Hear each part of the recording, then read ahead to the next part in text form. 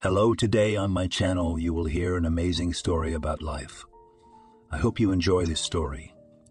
This one struck me to the core. Honestly, I still can't forget it. Enjoy watching. The workday was in full swing when the phone in John's office started ringing with a long trill. "John, come to the director," he heard the voice of the secretary. "What's wrong, Catherine?" the man asked. "What's the chief calling for?" "I do not know," replied the girl, "just asked to come in." In the company where John worked, there was a personnel reshuffle. In place of the old director, who left his post for health reasons, came the former first deputy. Frankly speaking, with John he had a strained relationship. He could have applied for the job himself. He had worked in the company for almost 10 years, knew all the nuances and did his job well. But the former director recommended this pompous turkey-surgery to the founders of the company. What could he possibly want with John today? He'd be nagging again. With these thoughts, the man walked down the corridor, greeting colleagues who came across him. Ekaterina was sitting at the computer in the reception area. The secretary was concentrating on typing something. "Is he alone?" John asked. "No, you can come in," the girl replied. John opened the door. The director was sitting in his chair. 3 police officers were seated on chairs behind the desk. "Come in, John," invited the chief. The police officers rose from their seats. "John?" one of them asked. "Yes. What's going on?" The man expected anything. A nagging from his superiors, Pucka forfeiting his bonus, even dismissal. But he didn't expect to see police officers in the principal's office. "You're charged with intentional injury to a person, causing the victim to lose capacity. You are under arrest and must come with us to the police station." There must be some mistake. John started to resist, but he was already handcuffed. One of the employees took him out of the office. The others followed him. In her final year at the institute, Selena met Harry. One evening she and her friends were walking in the park. Nearby in the parking lot stopped a car from which loud music was coming. A tall young man flew up to Selena, grabbed her in his arms and laughed merrily. "Selena, how glad I am to see you." It was her former classmate, with whom the girl had not seen for a long time. It was said that he went to study in the capital and left his hometown. "Jacob." "What a meeting," Selena wondered. "How are you here?" "They said you'd left." "I'm writing my thesis," the guy answered, putting Galia on the ground. "At home is calmer and more comfortable. Again, my sister helps." I see how you are calm here," laughed the girl. "You haven't changed a bit," Jacob said, smiling, still as pretty as ever, with the imprint of deep intelligence on her face. Jacob flicked her nose. "Oh, you and your jokes," Selena waved him off. "Selena, take your friends and come with us," suggested a former classmate. "We'll sit in a tight circle in a pleasant company." "What do you think about it?" The girl hesitated. It's late. And although her parents had long since stopped scolding her if Selena stayed overnight at her friend's house or came home at midnight, there were still doubts. "Who's in there with you?" She nodded at Jacob's car. "My best friends," the boy said with a smart aleck thumbs up. "You're with your friends. Come on, you won't regret it. We'll stop at the supermarket and get everything you want." Selena approached the girls, told them about her former classmate's proposal. Her friends were hesitant. "We don't know them," Lucy said, glancing toward Jacob, who was chatting with the guys in the car. "Olezka's a normal guy," Selena assured her. "We've been studying together since first grade, and he used to cheat off me all the time, and he used to carry my briefcase home for me." "What's there to be afraid of?" "I'm definitely not going," refused Leslie. "I think I'll go," said Lucy. The girls said goodbye and went to the car, where Jacob was waiting for them. "Well, we're ready to spend the evening with you. Promise me it will be fun and we won't regret our decision," Selena said, smiling. "Absolutely, you won't regret it," he assured her. The girls jumped into the car, Lucy having to sit on some guy's lap. Jacob turned toward the back seat. "Meet the girls," he said. "This is Harvey, and this is Harry.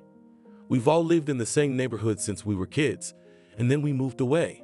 We met today, and it's a good excuse to get a little wild." The boys laughed, and the girls joined in with a giggle. Jacob stopped the car at the supermarket.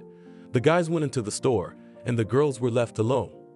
"I'll put some music on so you don't get bored," Jacob said. The mood was good. The girls were squirming in the backseat, excited about the unexpected adventure. "Which one do you like best?" Lucy asked Selena. "How can you tell in the dark?" she laughed. "All seem to be normal. Not swearing, not rude behave. Now they'll buy us some goodies. I'm already hungry. A sausage sandwich would be nice. I like Harvey. So you didn't even see his face. It was dark in the car, and the windows were tinted, so even the light of street lamps didn't penetrate into the cabin. So what? I was sitting on his lap. My friend objected. You can feel at once. Gallant gentleman did not even try to touch. Well, if he is, Selena said. She suspected that Jacob had invited them to spend the night together for a reason. Ever since high school, the guy had been paying Selena attention. He was always trying to stay within her line of sight. In gym class, he'd gone out of his way to do the best pull-ups, run the fastest distance, and break the boys' records in push-ups. They had a good friendship. Selena did not refuse his friendship. The guy is handsome, kind, from good family. And now here she was on her way to visit him with his friends, and they hadn't seen each other in almost 5 years. The guys loaded the shopping bags in the trunk, settled in the car.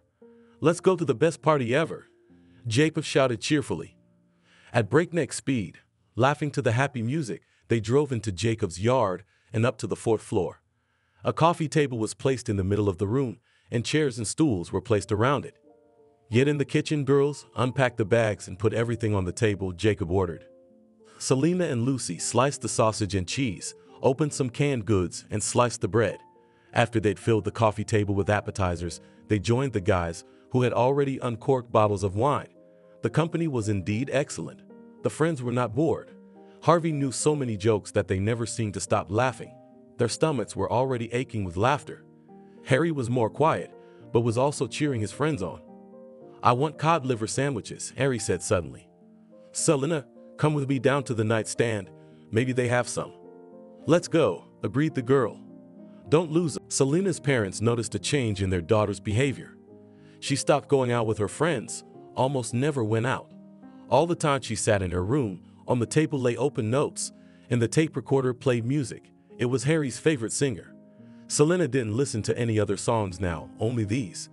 They reminded her of happy days with her boyfriend, who was now far, far away. Would he remember her as often as she remembered him?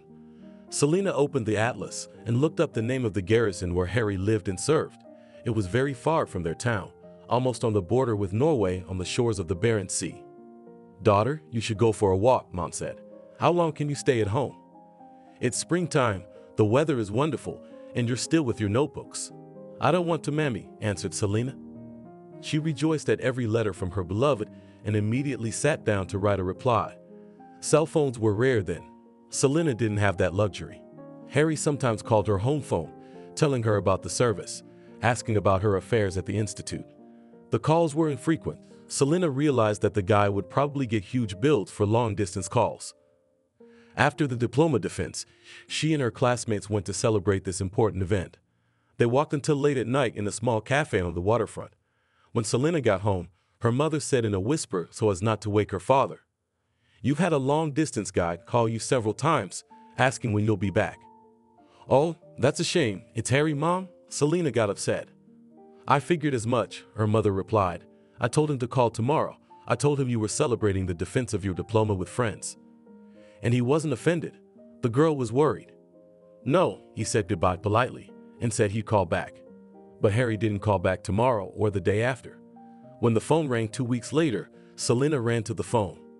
"Hello," she said into the receiver, holding her breath. "I can't be without you," said a painfully familiar voice. "Come and live with me." Selena was overjoyed.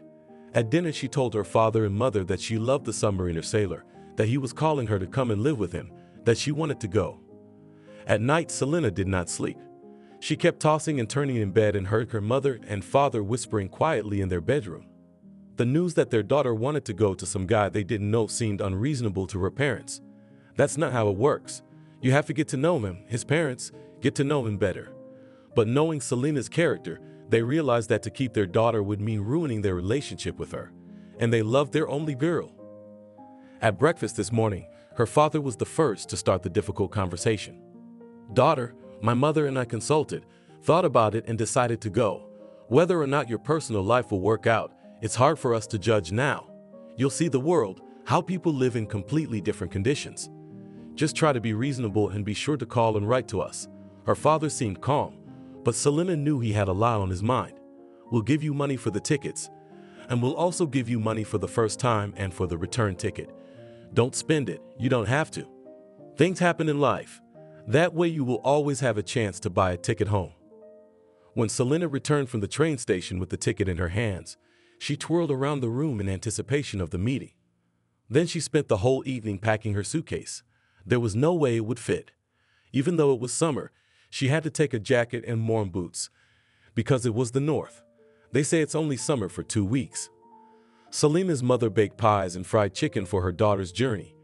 It was a long journey, 3 whole days by train. The phone rang. It was Harry. "I'm leaving for you tomorrow," Selena told the boy excitedly. "I will definitely meet you at the train station," Harry promised. The next day, her mother and father put Selena on the train. They weren't sure if they had done the right thing in letting their daughter go to the ends of the earth to a guy they didn't know. But she is already an adult, behind the shoulders of the institute, and received in the educational institution's specialty of economist. With this profession, she will not be lost, Selena's parents thought. The train started. She waved at them from the window. There were 3 young men in the parlor with Selena. She got the bottom shelf. The girl sat down and looked thoughtfully out the window. Only 3 more days and she would see Harry. In her life, she had never had such strong feelings for this guy. They'd only been out for a week, and then he'd left, leaving her with her dreams of seeing him again. "Let's get acquainted," said the guy from the top shelf, hanging his head down and turning to Selena. "My name is Frederick." "And I'm Selena," smiled kindly at the girl. Her eyes shone with happiness. "And where are you going, Selena?" asked the guy. Selena said the name of the garrison. She remembered it very clearly. So many times during this time she had written it on the envelopes with Harry's letters. Frederick suddenly got off his seat and sat down next to the girl. "Really?" he asked in surprise. "I'm going there too, coming back from vacation." "So you're a military man?" Selena asked, interest in her eyes. It turned out that her traveling companion lived in the same distant garrison where her Harry lived. "Yeah, I'm on a submarine. Who are you going to see, if it's no secret?" "Maybe I know." Selena said her first and last name, and the guy laughed. "Of course I know you're Harry. We live in neighboring entrances. We serve in the same unit." Selena was happy, as if she had met a dear, close person. They talked a lot, went out together at the stations for a walk, to get fresh air, to buy water. Frederick told the girl a lot about the life of the military. "Do girls often come to stay with their boyfriends?" she asked. "They often come, but most of them go back to their moms and dads after a month." "Why?" Selena didn't understand. "Does love pass so quickly?" "Love may not pass, but it's hard to live in the garrison, no conditions. Imagine, a lieutenant graduated from a military institute in New York and was assigned to the far north. Elise, kissing his fiancée on the platform, promising that as soon as he gets settled, he will call her to him. And so he does. After some time she arrives, and there are no discos, no clubs, no entertainment. There is only one store with almost no products. The salary is small, the life is meager, and it's cold all the time. So what if you love? All this is not a hindrance." Frederick laughed. "Let's see how long it takes you to go home." "I won't, not unless I'm going on vacation with the one I love." "Yes, let me tell you a funny, but very instructive story. A friend of mine at the institute was assigned to a military unit on an island. A few months later, his fiancée came to him. How he discouraged her, saying that it was not time yet, he had not settled down. But she just kept coming. She collected whole boxes of books, even a small TV set, and 2 suitcases full of clothes. A girl born from a decent, very poor family, spoiled by her parents. My buddy met her from the train. We started to get to the place of service with all her huge stuff, boxes, suitcases, and a TV set. At first we shook in a military truck for a long time, and then sailed on a boat to the island. We arrived at the shore in the dark. There was no light. It is a normal phenomenon here. We barely reached the house with flashlights, where the lieutenant was staying, and collapsed to sleep from fatigue. And in the morning my friend did not find his bride, but there was a note on the table. Gone to the market to get some food for breakfast. He clutched his head. What market? There wasn't even a store on the island. The groceries were brought in on certain days. When the bride returned, she packed her bags and headed back to New York. That's it. And you all think that life in a military garrison is romantic. Outside the window, the scenery was changing. The birch trees were replaced by scanty growth on the hills. There were almost no settlements, Occasionally there were small settlements with 3 or 4 wooden barracks.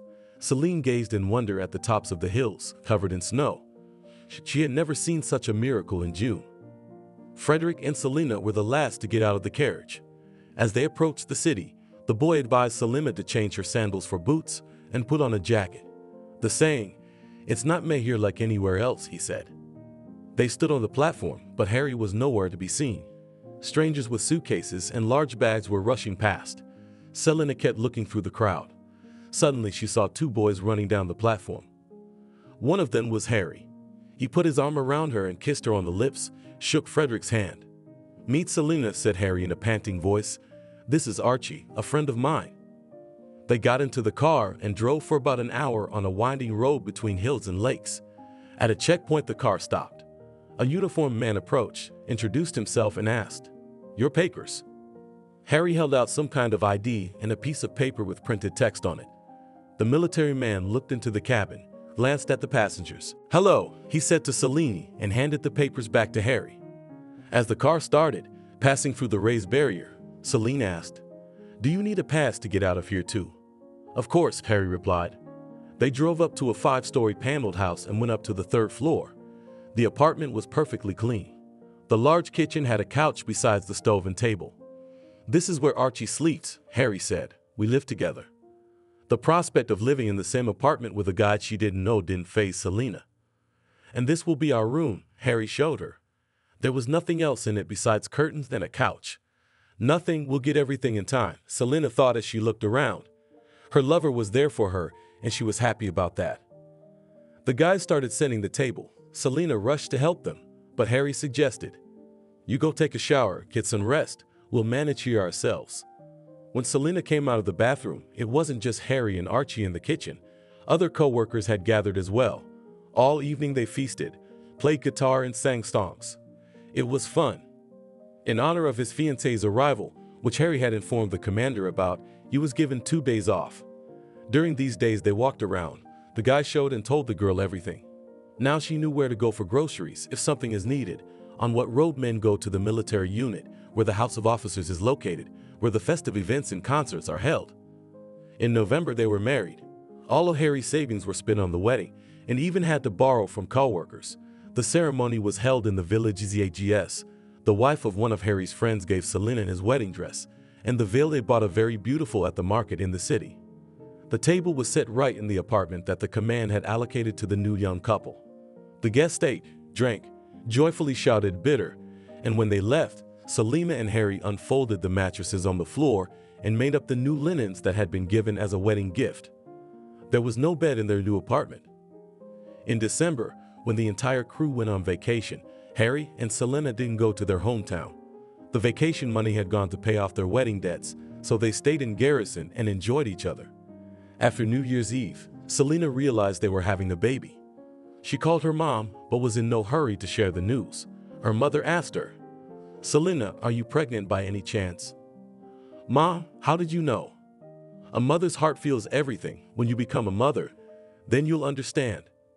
Harry's joy was unbounded. He cheered like a boy, all the time talking about the baby, and when it was time to give birth, took his wife to the maternity hospital by cab 70 kilometers away. There was no maternity hospital in the garrison.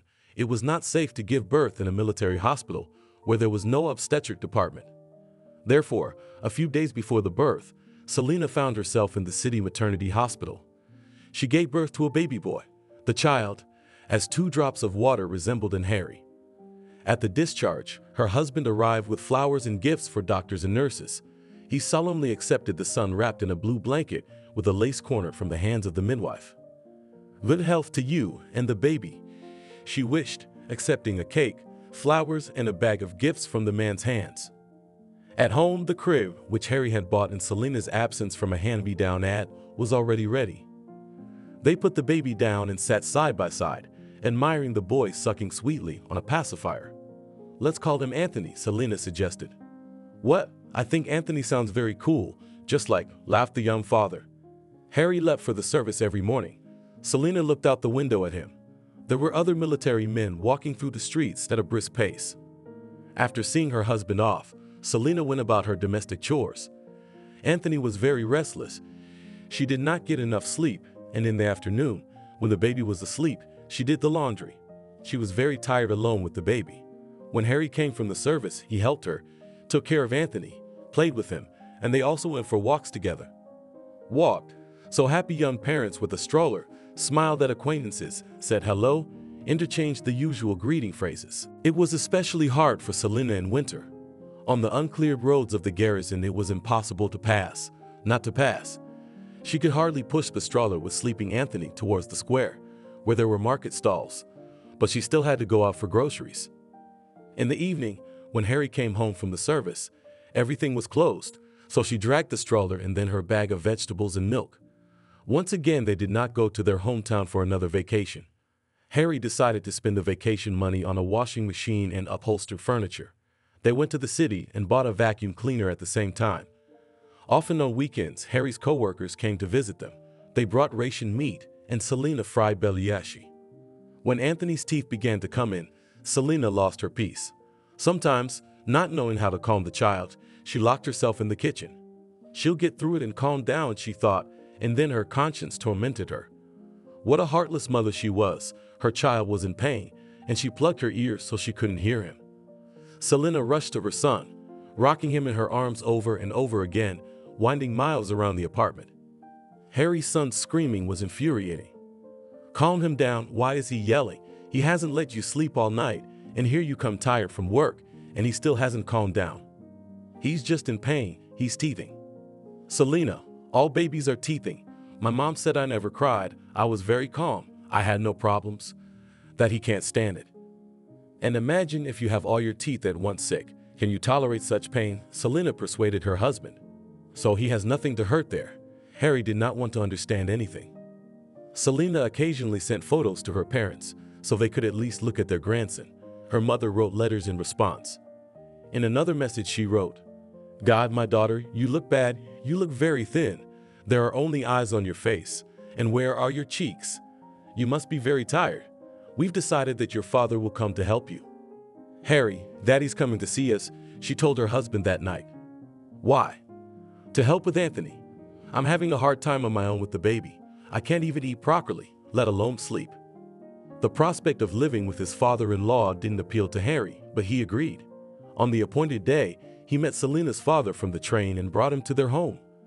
Victor brought 2 huge bags of goodies.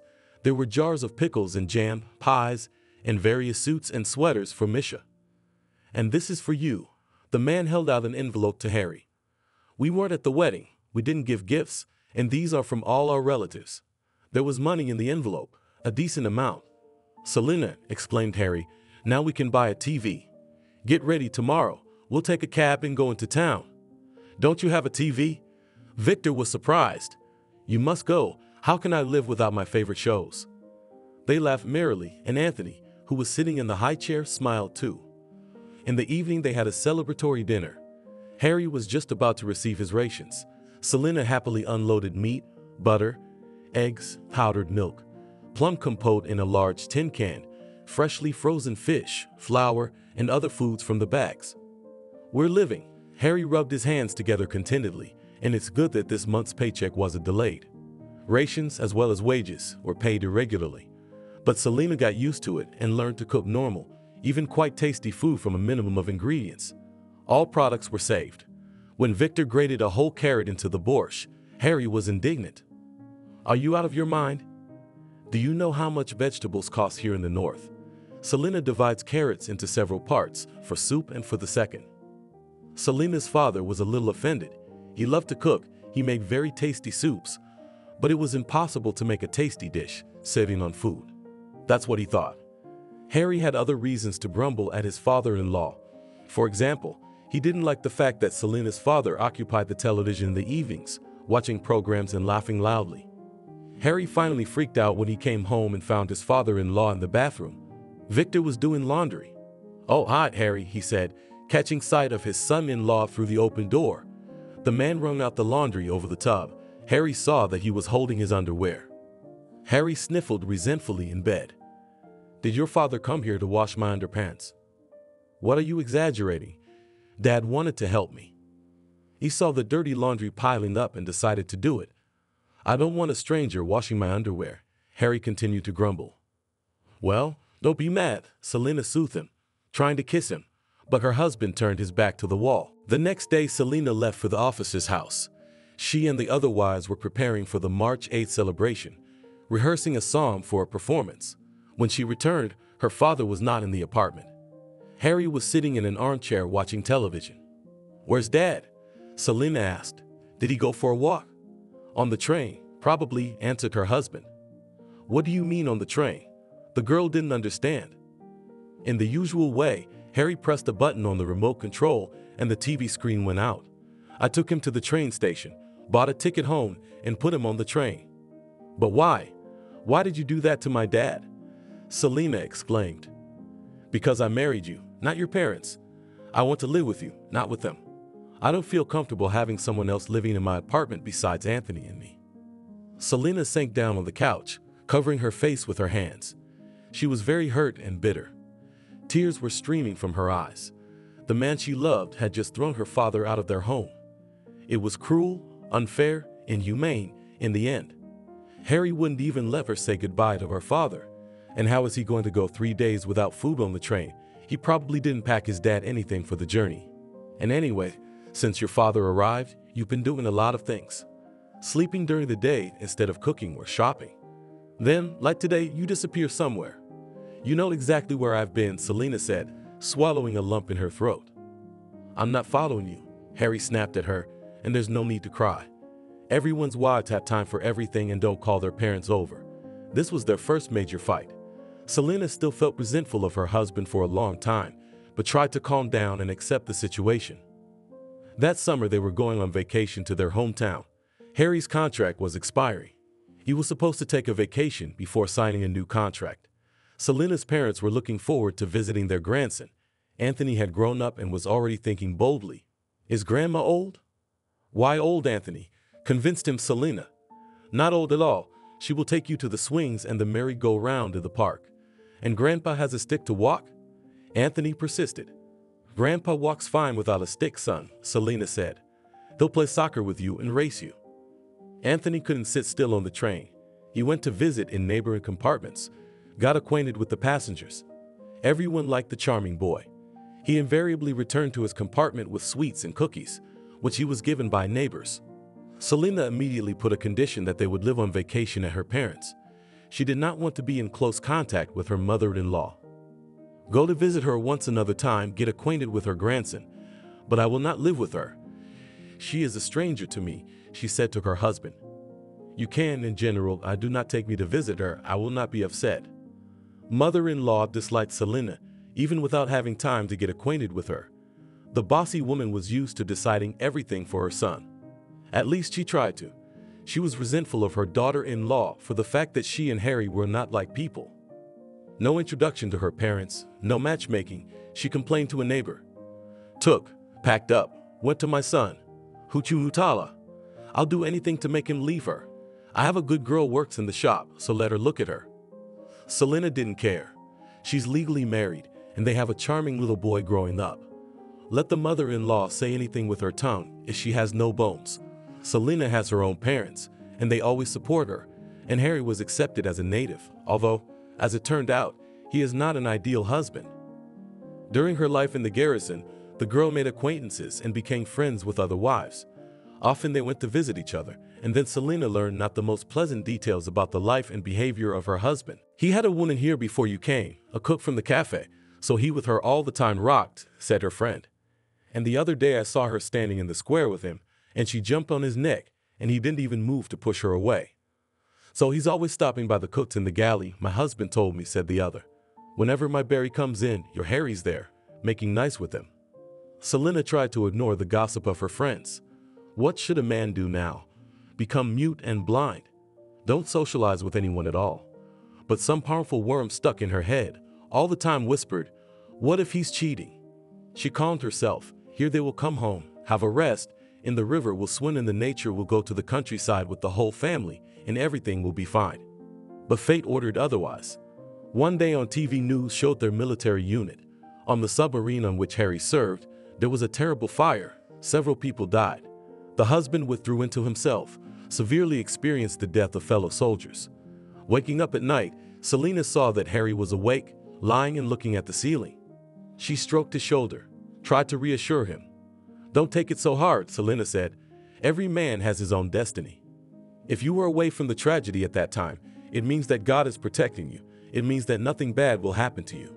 "You don't understand," the husband replied. "Guys died there, with whom I served, with whom I was in autonomy for 3 months in this iron. We saw the sky only through the periscope. That's more than co-workers.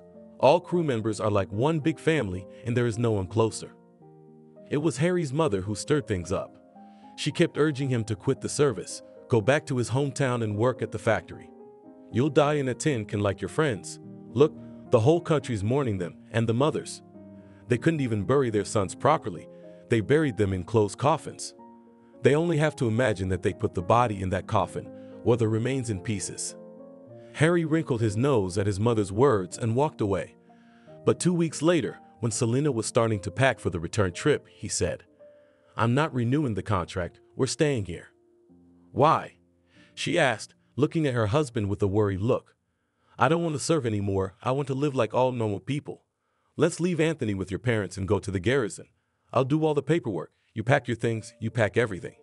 We'll have to order 2 containers to get the furniture and all the big stuff on the railroad. I'm entitled to free transportation." Selena sighed. Well, if such a decision was made, then they will live in their hometown. She would always find a job here with her economics degree. And maybe it's even for the best. When all matters in the military unit were settled, the husband and wife returned to their hometown. They rented an apartment. Selena quickly got a job in a company her father tried, using his old connections. The firm was young, growing very quickly, and Selena saw the prospects. Maybe in a few years she would be the CFO.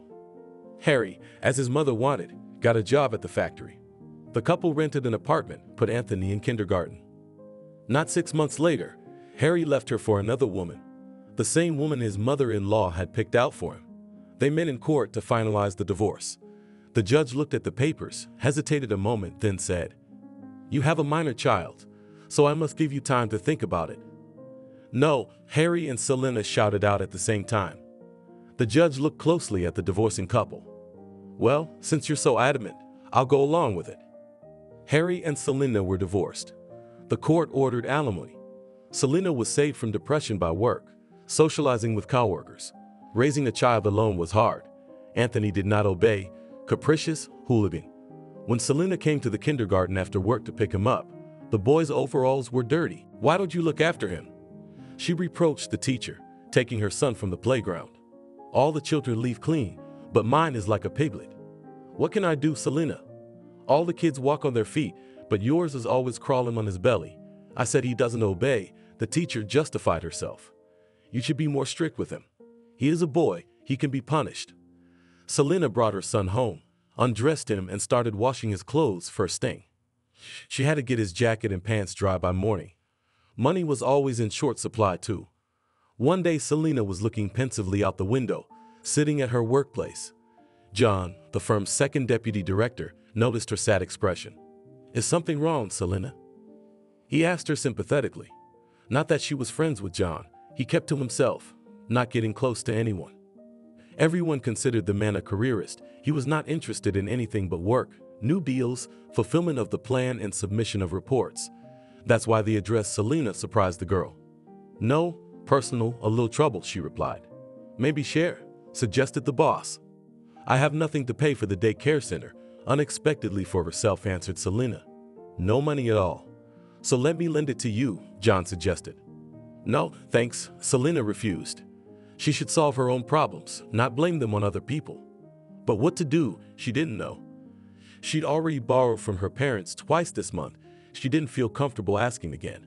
Her mom was already sick, and it took a lot of money for medicine. An hour later, John reappeared in the planning department. He walked over to Selena's desk and held out a paper. "Here," the man said, "this is for you." "What is it?" Selena asked without looking at the document. "It's financial aid. You've been working for a year, but you haven't received any financial aid yet, and we can do that," the boss explained. "If an employee needs, once a year he can write out material aid. So go to the accounting department, get the money. Pay for the garden, let your son go in peace, and you do not worry about anything." "Thank you very much," the girl said confusedly. "It's not for nothing. If it's entitled, then it's entitled." Though, before the accounting office closed, the unexpected financial aid helped Selena a lot. Given in the amount of 3 months' wages, it was a real lifesaver. Selena not only paid for the kindergarten, but was also able to buy Anthony new shoes. The old ones were completely ruined. She had already taken them to her grandfather several times to blue the soles. John often came to the planning department where Selena worked. Colleagues whispered, "Our second deputy, Selena, has a crush on you. He'll start courting you." "Come on," the girl waved away. She didn't want any new relationships at all. Harry's betrayal had hurt her. Why, the colleagues did not stop. "He's a good-looking man, single. They say he had a wife once, but they divorced quickly. What was required to prove to? Probably got himself a new girlfriend, and his wife could not stand it and filed for divorce. Good thing he didn't have children. Children suffer the most when parents split up," Selena thought to herself. Anthony was worried about his dad not coming to them and not taking him back to his house. His temper was getting worse by the day. Selena was finding it harder and harder to cope with the boy. "Mickey has a water pistol," Anthony whined. "I want one too." "I'll get the money at work and buy you a water pistol just like Mickey's," Selena tried to calm him down. "I don't want it later. I want it now today." The boy stomped his feet. "Let's go to the store to get it done." When Anthony got a water gun, a new toy was needed. "Evan has a remote control car. He brings it to daycare and won't let anyone play with it." The boy wouldn't stop. "I had to order a remote control car for Grandpa's birthday." But by that time, Anthony had already burned out and was disappointed with the gift. "I thought you would get me a scooter. I've been dreaming about it for so long," he reproached his grandparents, who gave him the gift. However, Anthony grew up as a smart kid. He already read and counted well. Walking home with his mother from kindergarten, he sounded out loud all the signs on the buildings. Selena praised the boy. Despite his feisty temper, she loved him dearly. "It's all because his father isn't around. The boy definitely needs a man he can trust," Selena thought. Returning from kindergarten, Anthony asked his mother to stop at the playground. She sat down on a bench and waited for the boy to run around, swing on the swings, climb all the structures. "He'll sleep better. Let him play," Selena thought. Suddenly, she heard a woman's voice. "Selena, are you there?" Her old friend Lucy was standing in front of her. "They said you'd gone up north to get married." I'm here now," Selena smiled. "I'm so happy to see you. What happened to the north? Or are you still married?" Selena asked her friend. "Divorced," she breathed. "A mistake of youth, as they say." Lucy echoed her. Selena laughed. Her friend's serious, sympathetic tone seemed funny for some reason. "There she was, my mistake of youth." She pointed with a nod of her head at Anthony, dangling from the bar. "Is that your son?" Lucy was surprised. "He's so big." "Yes, he'll be going to school soon." "Where's the father?" Selena was annoyed and irritated by such questions lately. Well, who cares where her ex-husband is? He's living his life, he's doing well. And why is everyone interested in him and not in her life? "Where is where?" she mocked Lucy, trying to seem cheerful in Karaganda. She widened her eyes, not understanding the joke. "Yes, here he is. We came back together and then divorced as it happened. Now he has another family. He took a woman with a child and worked at a factory." "Does he help you and your son?" my friend asked. "Yes, he pays alimony, but he does not feel much desire to take Anthony on weekends," Selena continued to tell. "His new wife does not welcome it. I would even say forbids him to meet with his son." "Gross. It's okay to get all riled up."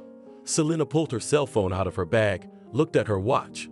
"We should go," she said. "Stop by for a visit." She texted her address and sent it to her friend's phone. They said goodbye with a peck on the cheek. Selena called out to Anthony, and he surprisingly obediently came running over. They headed home. The next day, the CEO of the company gathered all the staff in the conference room. The staff waited for the CEO to appear. Whispers could be heard in the hall. There had been no general meetings for a long time. No one knew what could be the reason for the gathering. "Maybe he would announce a pay raise," suggested the blonde from the sales department. "Aha, why you'd either raise," argued with her accountant Maria, adjusting her glasses, all day long in office's tail twirling. "I think he'll announce a layoff," her colleague suggested. "I feel like I'm going to be downsized and I'm 2 years away from retirement." I welcome everyone, said the director, taking his seat at the podium. I have important news for you. A murmur was heard in the hall. The news is important, but the director's face is satisfied. A cheerful smile did not leave. What could it mean? The hall applauded even louder.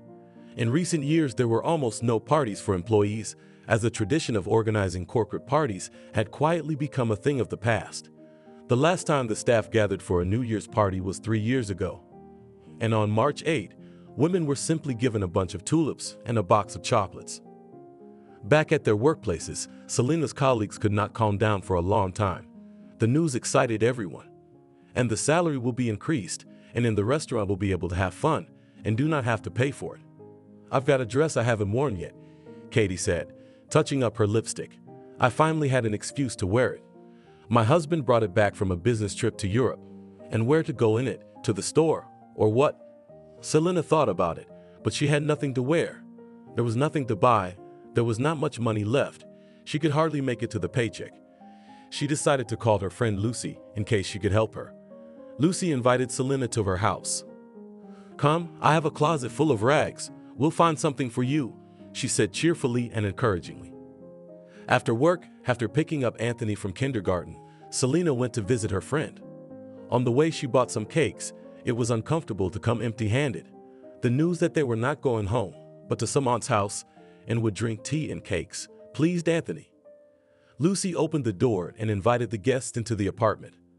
Come in, Andres. I'll put the kettle on. Selena and Anthony went into the living room. Lucy's apartment was large. 3 rooms, a kitchen, a spacious hallway. It was obvious from the furnishings that the girl was not poor. Expensive furniture, paintings on the walls, a luxurious kitchen set. Let's first see what to pick up, suggested her friend, and then we'll have tea. Anthony walked around the room, looking at beautiful things. Do you have toys? He asked. No, little boy, answered Lucy, squatting down in front of Anthony and taking his hand. We don't have any toys. Why not? Because we have no one to play with them, Lucy replied. She'd been married a few years ago, but it had not worked out with the children. Honey, I'm home, Selena heard a man's voice. A man entered the kitchen. It was Lucy's husband. The man was dressed in jeans and a gray sweater. Meet, said Lucy. This is my precious husband, Barry. Pleased to meet you. Selena tried to be kind and friendly. Nice to meet you too, Barry replied. Lucy has told me a lot about you. Barry was the owner of a car repair shop. Before he met Olga, he had been fixing cars for a private entrepreneur, but in time he had decided to open his own business. Skills and experience allowed. Barry borrowed money, rented a few boxes on the outskirts. The business quickly took off. Cars always break down and someone has to repair them. The man did not miss out, very easily paid off debts, hired qualified car mechanics. When Barry met Lucy, he was already a successful entrepreneur. To the car service was added a network of car washes, which brought a good income. They had a few more words about nothing. Wife, I'm hungry like a wolf, Lucy's husband said. I'll heat up dinner.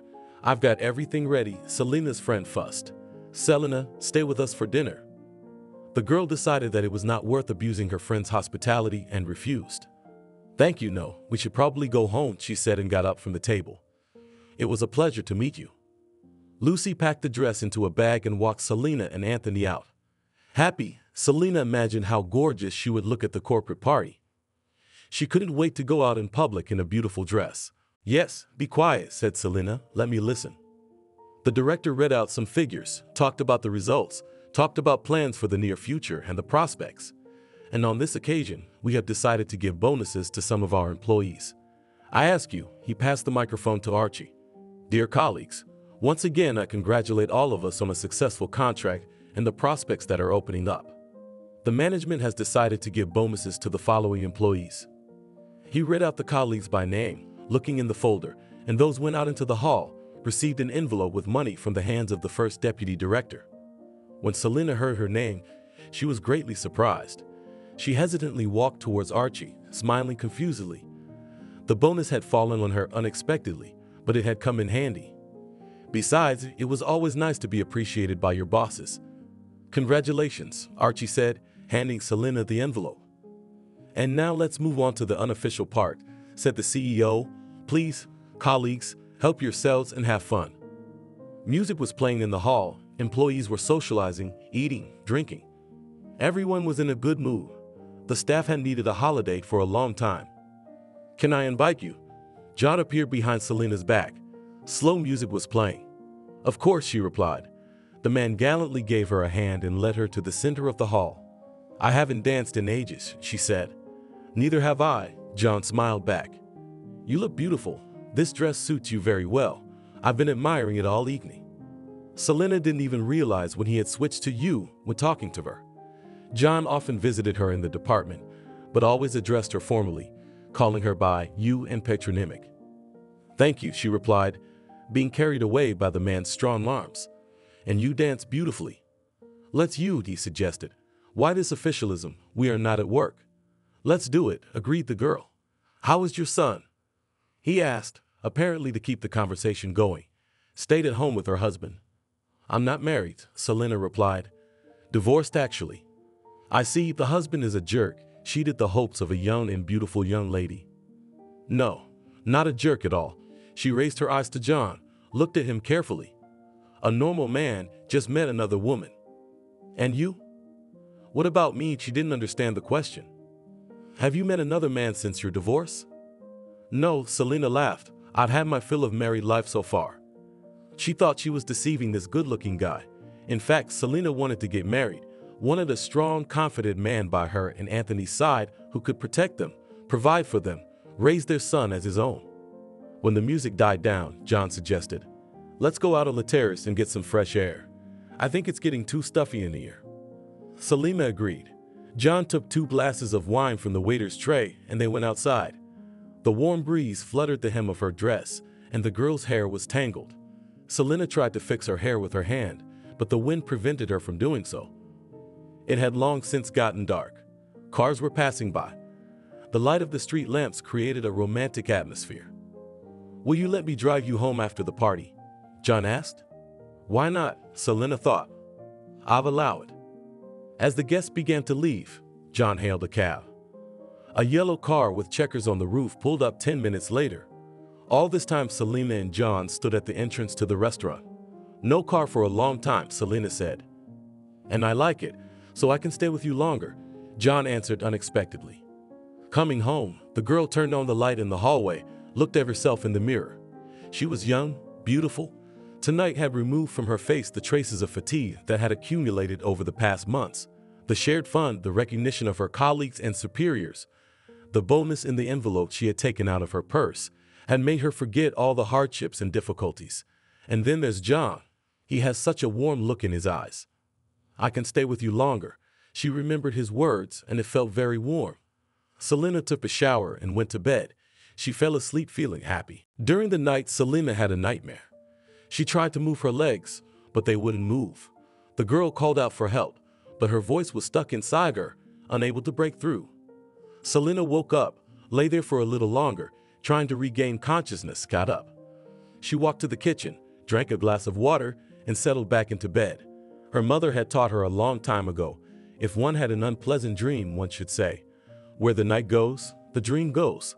Selena did so, and then fell soundly asleep. She opened her eyes when the sun was already shining brightly outside the window. Glancing at the clock, the girl realized it was getting close to dinner time. She stretched in bed, headed for the shower.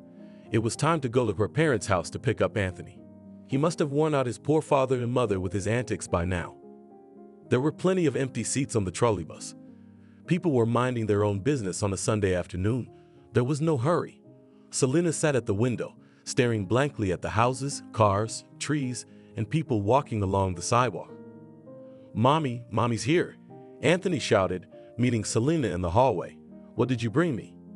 Selena didn't think at all that it was necessary to run to the store to buy her son some present. She's got the money, but she didn't think about it. "I didn't bring anything, Sonny," she said, looking upset. Anthony pouted his lips, offended. "But on the way home, you and I will stop by the store and the candy store and get you anything you want." The boy shouted hooray, and Selena's mom shook her head. "Where did you get so much money that you decided to pamper your son?" She asked her daughter. "He ropes you. He does not want to consider that you bring him up alone, without support, without help." "Nothing, Mom. Don't worry, we'll manage," she reassured her daughter, He is the only one I have." Selena kissed her son, and he ran to his grandfather's room. The girl went to the kitchen. "And I got a bonus." She shared her joy with her mother. "Very good. It's high time," she replied, putting the kettle on the stove. "You work like an ox, and the salary is so bad. I thought economists earned more when I advised you to enter the institute at the Faculty of Economics. Don't grumble, Ma. I'm fine. We're not starving. Except that you're not. You should look for a normal man. It's not right for a young woman to live alone." "I'm not alone. I have Anthony." Selena tried to argue with her mother. "Your Anthony knows only the word give. A normal man would quickly teach him to consider the needs of the family. He's just a little boy." "Little." His mother poured the tea into cups. "You have to educate him from a young age. It will be too late." Selena turned the conversation to another topic. Today she didn't want to argue with her mother, although she knew she was right and said the right things. But where to get this man? They are not lying on the road, and Selena's entrance is not a queue of enviable men.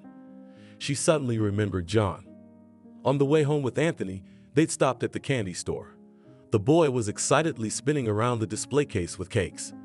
"I want this one, and this one, and this one." He pointed his finger at everything under the glass. "Anthony, let's buy one big cake. We don't need so many cakes," Selena persuaded him. No, let's get lots of cakes, you promised," the son whimpered, showing his readiness to cry. In the end, Selena talked him into a cake and 2 kinds of brownies. After some thought, the boy agreed. They bought the chosen sweets and headed towards home. At the driveway, Selena was surprised to see John. He was sitting on a bench with a bouquet of flowers in his hands. "John, what are you doing here?" asked the girl. "Hi, we agreed on you." The young man said hello and corrected Selena. "I just wanted to see you." "How did you know where I live?" Selena asked, confused. "You forgot. I saw you off yesterday," John reminded her. "I remembered the entrance, but I don't know the apartment. And there were some grandmothers sitting there. I asked them, and they told me." "Yes, our old ladies are a spy's find. They'll tell everyone everything," Selena thought to herself, looking at John and the flowers in his hands. "Oh, these are for you." He handed her a bouquet. "So, they told me the apartment number. I went upstairs, rang the doorbell, but no one answered. I figured I'd wait here for you." "How long have you been waiting?" The guy looked at his watch. 2 hours. "Wow, 2 hours waiting, not knowing if I'm coming home tonight," the girl thought. She was starting to like this guy more and more. "Well, let's go for tea," she suggested. "Anthony and I bought the cake." They went up to Selena's apartment. The girl put the flowers in a vase, invited John to the table, where a beautiful cake and cakes were already present. Anthony fidgeted impatiently on a stool. "Come on, Cakes. Did you wash your hands?" Selena asked, trying to sound stern. "I did. Pour the tea," the boy demanded. Selena poured the tea into cups. John decided to meet the girl's son. "Well, hero, what's your name?" he asked. "Anthony," replied the boy, shoving the cake almost entirely into his mouth. "I'm John," the boy replied. "Are you going to live with us now?"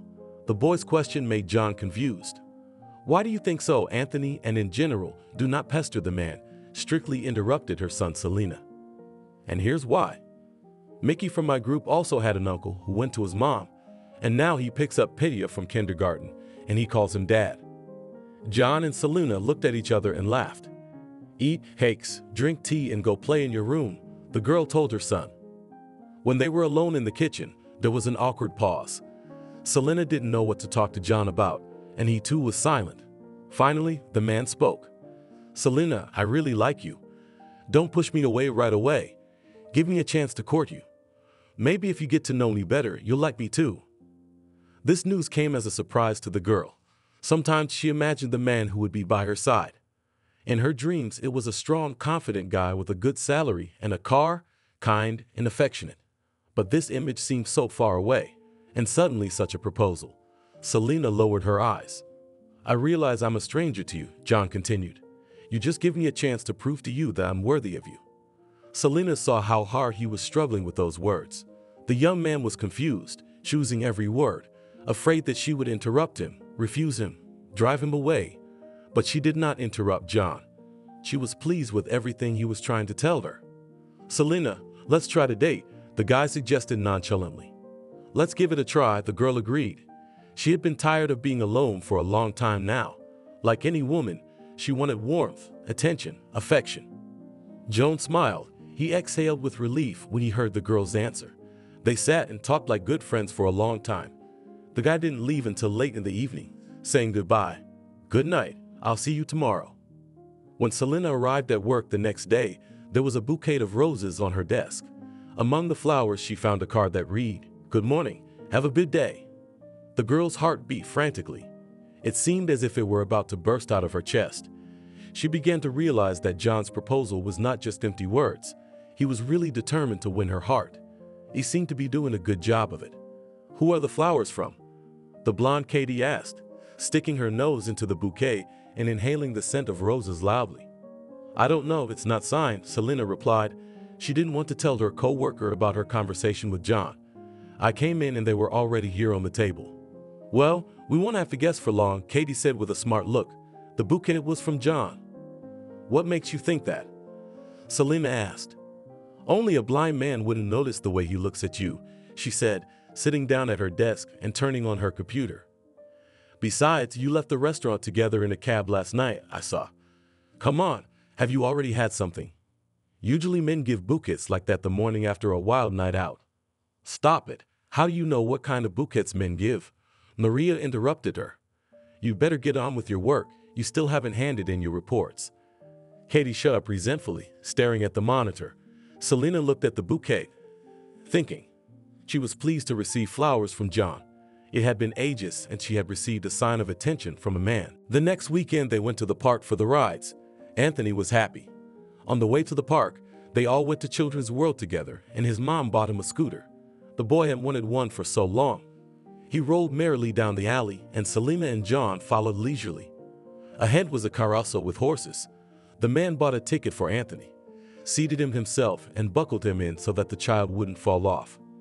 The carousel spun. Selena's son waved, smiled, and seemed happy. A mother is happy when her child is happy, Selena thought. "Let's live together," John suddenly suggested, without looking at Selena. He was looking at the horses and Anthony passing by. "Look how tightly he's holding onto the horse's neck." Selena didn't understand. His proposal sounded so ordinary, so simple and casual. He proposes to her to live together, to become a family, and then he watches Anthony. Usually when men proposed, they made eye contact. At least that's what Selena thought. John turns to her, looking at her carefully. "What do you think about that?" "About the horse?" Selena decided to pretend she hadn't heard John's words. "About living together," the boy took her hand. "Why drag it out when we can be happy now?" "I agree with you. Let's try," she replied, and John put his arm around her waist, pulling her tightly against him. At that moment, she felt the man's warmth and strength at the same time. Selena felt a new stage in her life was beginning. It would be bright, joyful, and peaceful. John moved in with Selena a week after he proposed to her. He didn't have many things. They all fit on 2 shelves in the closet. Selena was surprised every morning to see another toothbrush and razors in the bathroom. It was strange at first, but soon John became a part of her and Anthony's life. They took their son to kindergarten together, and in the evenings, while the girl cooked dinner, John walked with the boy in the yard. Looking at how they play on the playground, Selena glowed with happiness. Anthony was changing before her eyes. He stopped being capricious, obeyed John, became more sociable and malleable. At work, the girl was also doing well. Career was going uphill. One day, she was summoned to his office by the first Deputy General Director Archie. "May I?" Selena asked, knocking on the door. "Yes, come in." The man was sitting at his desk in a leather chair, writing something on a paper. When Celine entered, he looked up. "I called you in to talk to you. Have a seat." Celine sat down in the chair. Silently, she looked at the deputy. "The thing is, Maria is about to retire. I'd like to offer the position of chief accountant to you. Can you do it?" Selena was a little confused. The offer was unexpected. She had heard that her colleague was going to retire, but she hadn't thought it would happen so soon and certainly hadn't expected to take her place. But she liked the deputy's offer. "I think I can do it," the girl replied. "And I'm sure that you will be able to bring more benefit to the company. You are a responsible employee, you know the business well. I looked at your reports. Everything is very well done, no mistakes." Thank you, Selena responded to the praise of the manager. I'm trying. I can see that. Archie was quiet for a moment. Tell me, Selena, do you have any personal requests for me? I looked into your file. You're raising a young son on your own. Is there anything we can do to help you? Well, maybe a camp trip for the summer months. Find a good school. They'll be going to school soon. Yes, Selena answered, not understanding why she was being so lenient. Maybe you need some medical examination or sanatorium treatment, continued the first deputy. No, thank you. We don't need treatment. Actually, I'm not alone in bringing up my son. Selena decided to tell the head of my personal affairs. I have a man. I'd like a trip to a children's health camp for Misha. I'm happy for you. Congratulations, smiled Archie. I'll take care of the voucher, don't worry. Go and work. In the evening at dinner, John asked, how was your day? Is there anything you want to tell me? About what? Selena didn't understand the question. I was told that you went to the first deputy's office today. You've never been like that before. What were you doing there? He called me in to offer me the position of chief accountant. Maria is retiring, the girl said. John was silent. He had a look of displeasure on his face. Why did he offer you the job? Are there people in the company who have worked much longer than you? Well, I wouldn't know, Selena replied. He offered it, so he thought it was the right thing to do. She didn't understand John's displeasure. It was obvious from his face that he could barely contain his emotions.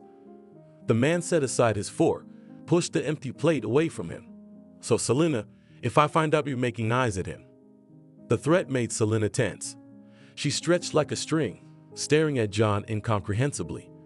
For the first time, she felt the subtle threat from the man she decided to commit her life to. I'm not making eyes at anyone. She tried to justify herself. I've said it all. John interrupted her and left the table. Selena washed the dishes and did not understand why she could make the man so angry. After all, she should be happy. She would have a bigger salary. They could save up for a trip to the sea. When she came to the bedroom, John defiantly turned away, pretended to sleep. The next day, Selena decided to get her nails done. She went to the dressing table in the bedroom, but couldn't find any nail polish. What the hell, the girl thought. She had only recently bought new shades, and there were still plenty of old ones. John, Selena shouted, have you seen where I could have put my nail polishes? I want to get a manicure and they're nowhere to be found. I threw them away, she got her husband's reply. Why? Selena didn't understand. Painted nails make a woman look vulgar. Are you crazy or what? Thought the girl, but decided not to quarrel. Threw them away and threw them away. She would buy new ones tomorrow when she went home from work. The next day, Selena stood in the office hallway, talking to a supply clerk. She was persuasive but polite, smiling as always as she gave the young guy errands, and he watched and listened intently. John walked by. He had a businesslike look. He didn't even say a word to Selena. She gave him a look and continued her conversation with the supply clerk. At the end of the day, Selena looked into her husband's office. Will you pick up Anthony from daycare? She asked. I want to go to the hairdresser to get a new haircut.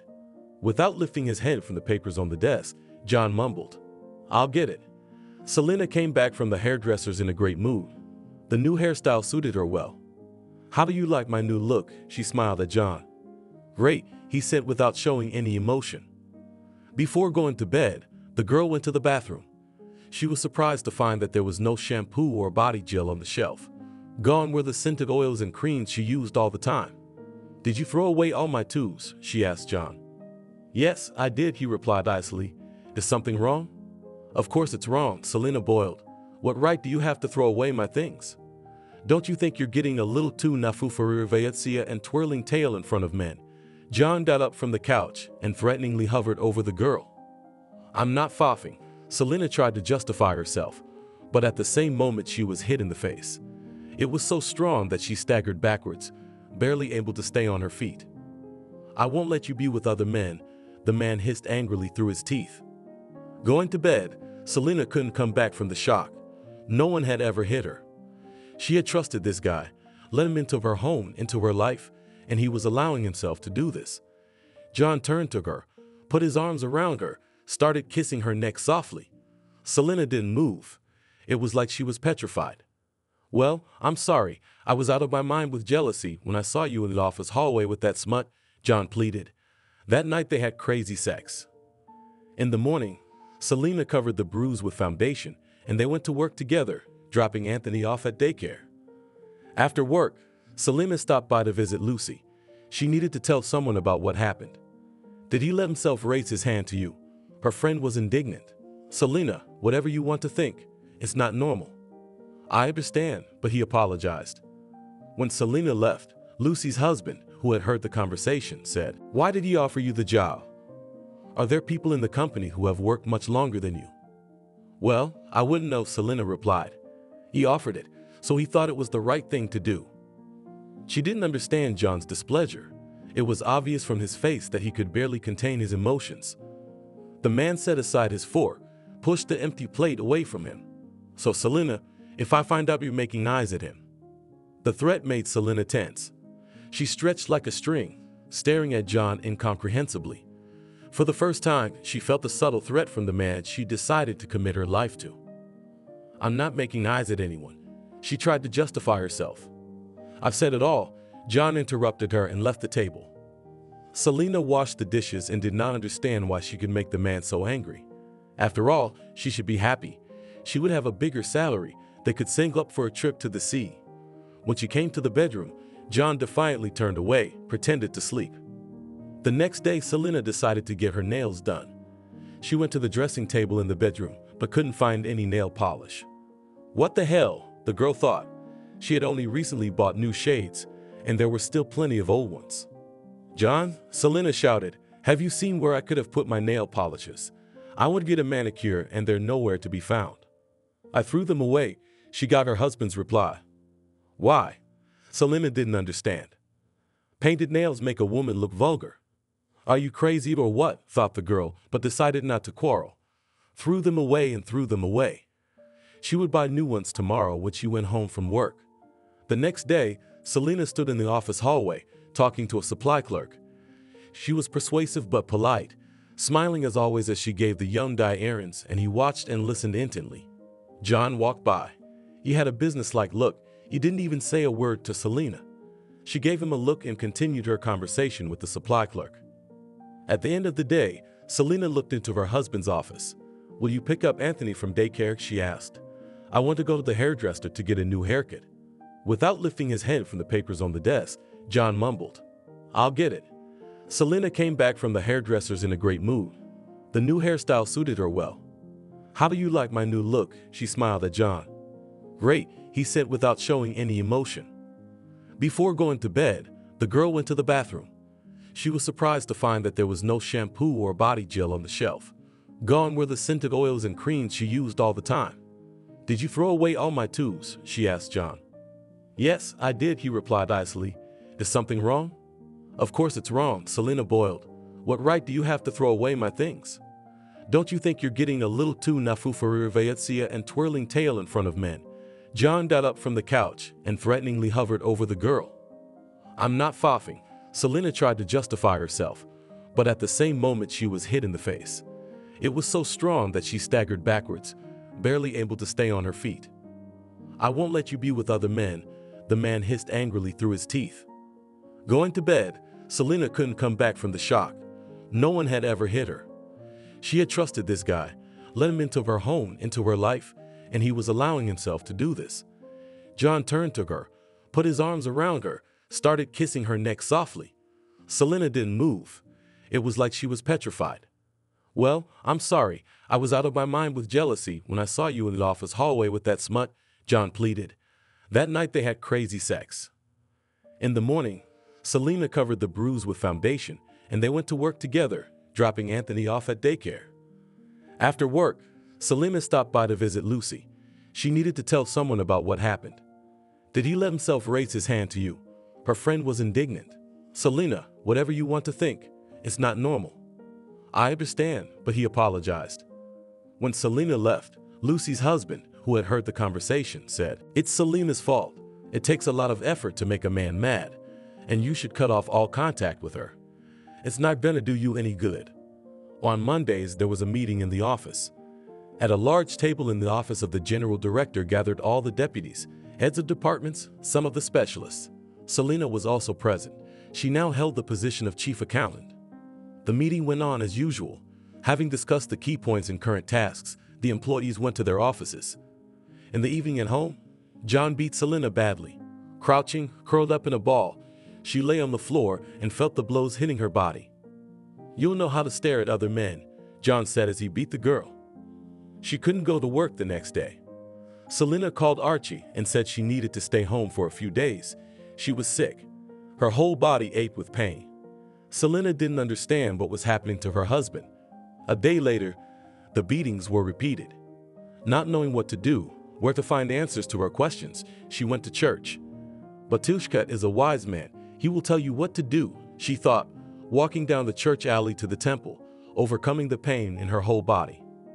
After listening to the girl, the priest said, "I'm sure your husband didn't mean to hurt you. He was just confused. You must be more tolerant. Help him to find the true path. Forgive him as God forgives us our trespasses." Selena was not a stupid girl. When she returned home, she realized that you can forgive everything, but you can't understand. She had heard stories about domestic tyrants, but she couldn't imagine that it could happen to her. Getting off the trolley bus, she slowly walked through the yards to her house. On the way, she saw a police station and decided to go to the district police officer and talk to him. "My husband is beating me," she told the man in uniform. "Why?" he asked her, twirling a ballpoint pen in his hands. "I don't know. I don't do anything like that, probably out of jealousy." "There is no such thing as jealousy, dearie," the precinct officer's snide tone caused Selena a storm of indignation. "What if he hurts me? I have a young son." "Everyone has children, but not all wives are beaten," the police officer concluded. "So you've done something to anger your husband. Think about it carefully." But Selena decided not to give up. Her health, and maybe even her life, was at stake. "By law, you must take action. Respond to the complaint and give me an answer about the preventive work done," she said in a firm voice. "Oh, but don't tell me what I should do," waved his hands at her. "Everyone has become so smart." He remained silent for a while, then said in a peaceful tone, "Okay, go. I'll talk to your husband." That Sunday morning, John, Selena, and Anthony went to the town square where buses of children were leaving for the health camps. The square was crowded with parents and children in brightly colored summer clothes. "Third squad, line up by the bus," she heard a woman's voice calling her. "Let's go quickly," Selena hurried John and Anthony. "This is our squad and our bus." She fixed a cap on her son's head, gave him a sports bag with a change of clothes and hygiene supplies. "Behave yourself, obey the counselors," she admonished her son, "and John and I will come to you soon." The boy nodded. The children started to get on the buses. Selena rushed to the driver. "My son," she pointed at Anthony, "might get nauseous on transportation. Please, if he feels unwell, stop. Let him get some fresh air." The driver smiled. "What a caring mom." "Don't worry, sweet girl," he said. "There's a teacher and a medic on every bus. If something happens to the child, they will be there to help." Anthony took his seat by the window, waving cheerfully to his mother. She, smiling, waved back.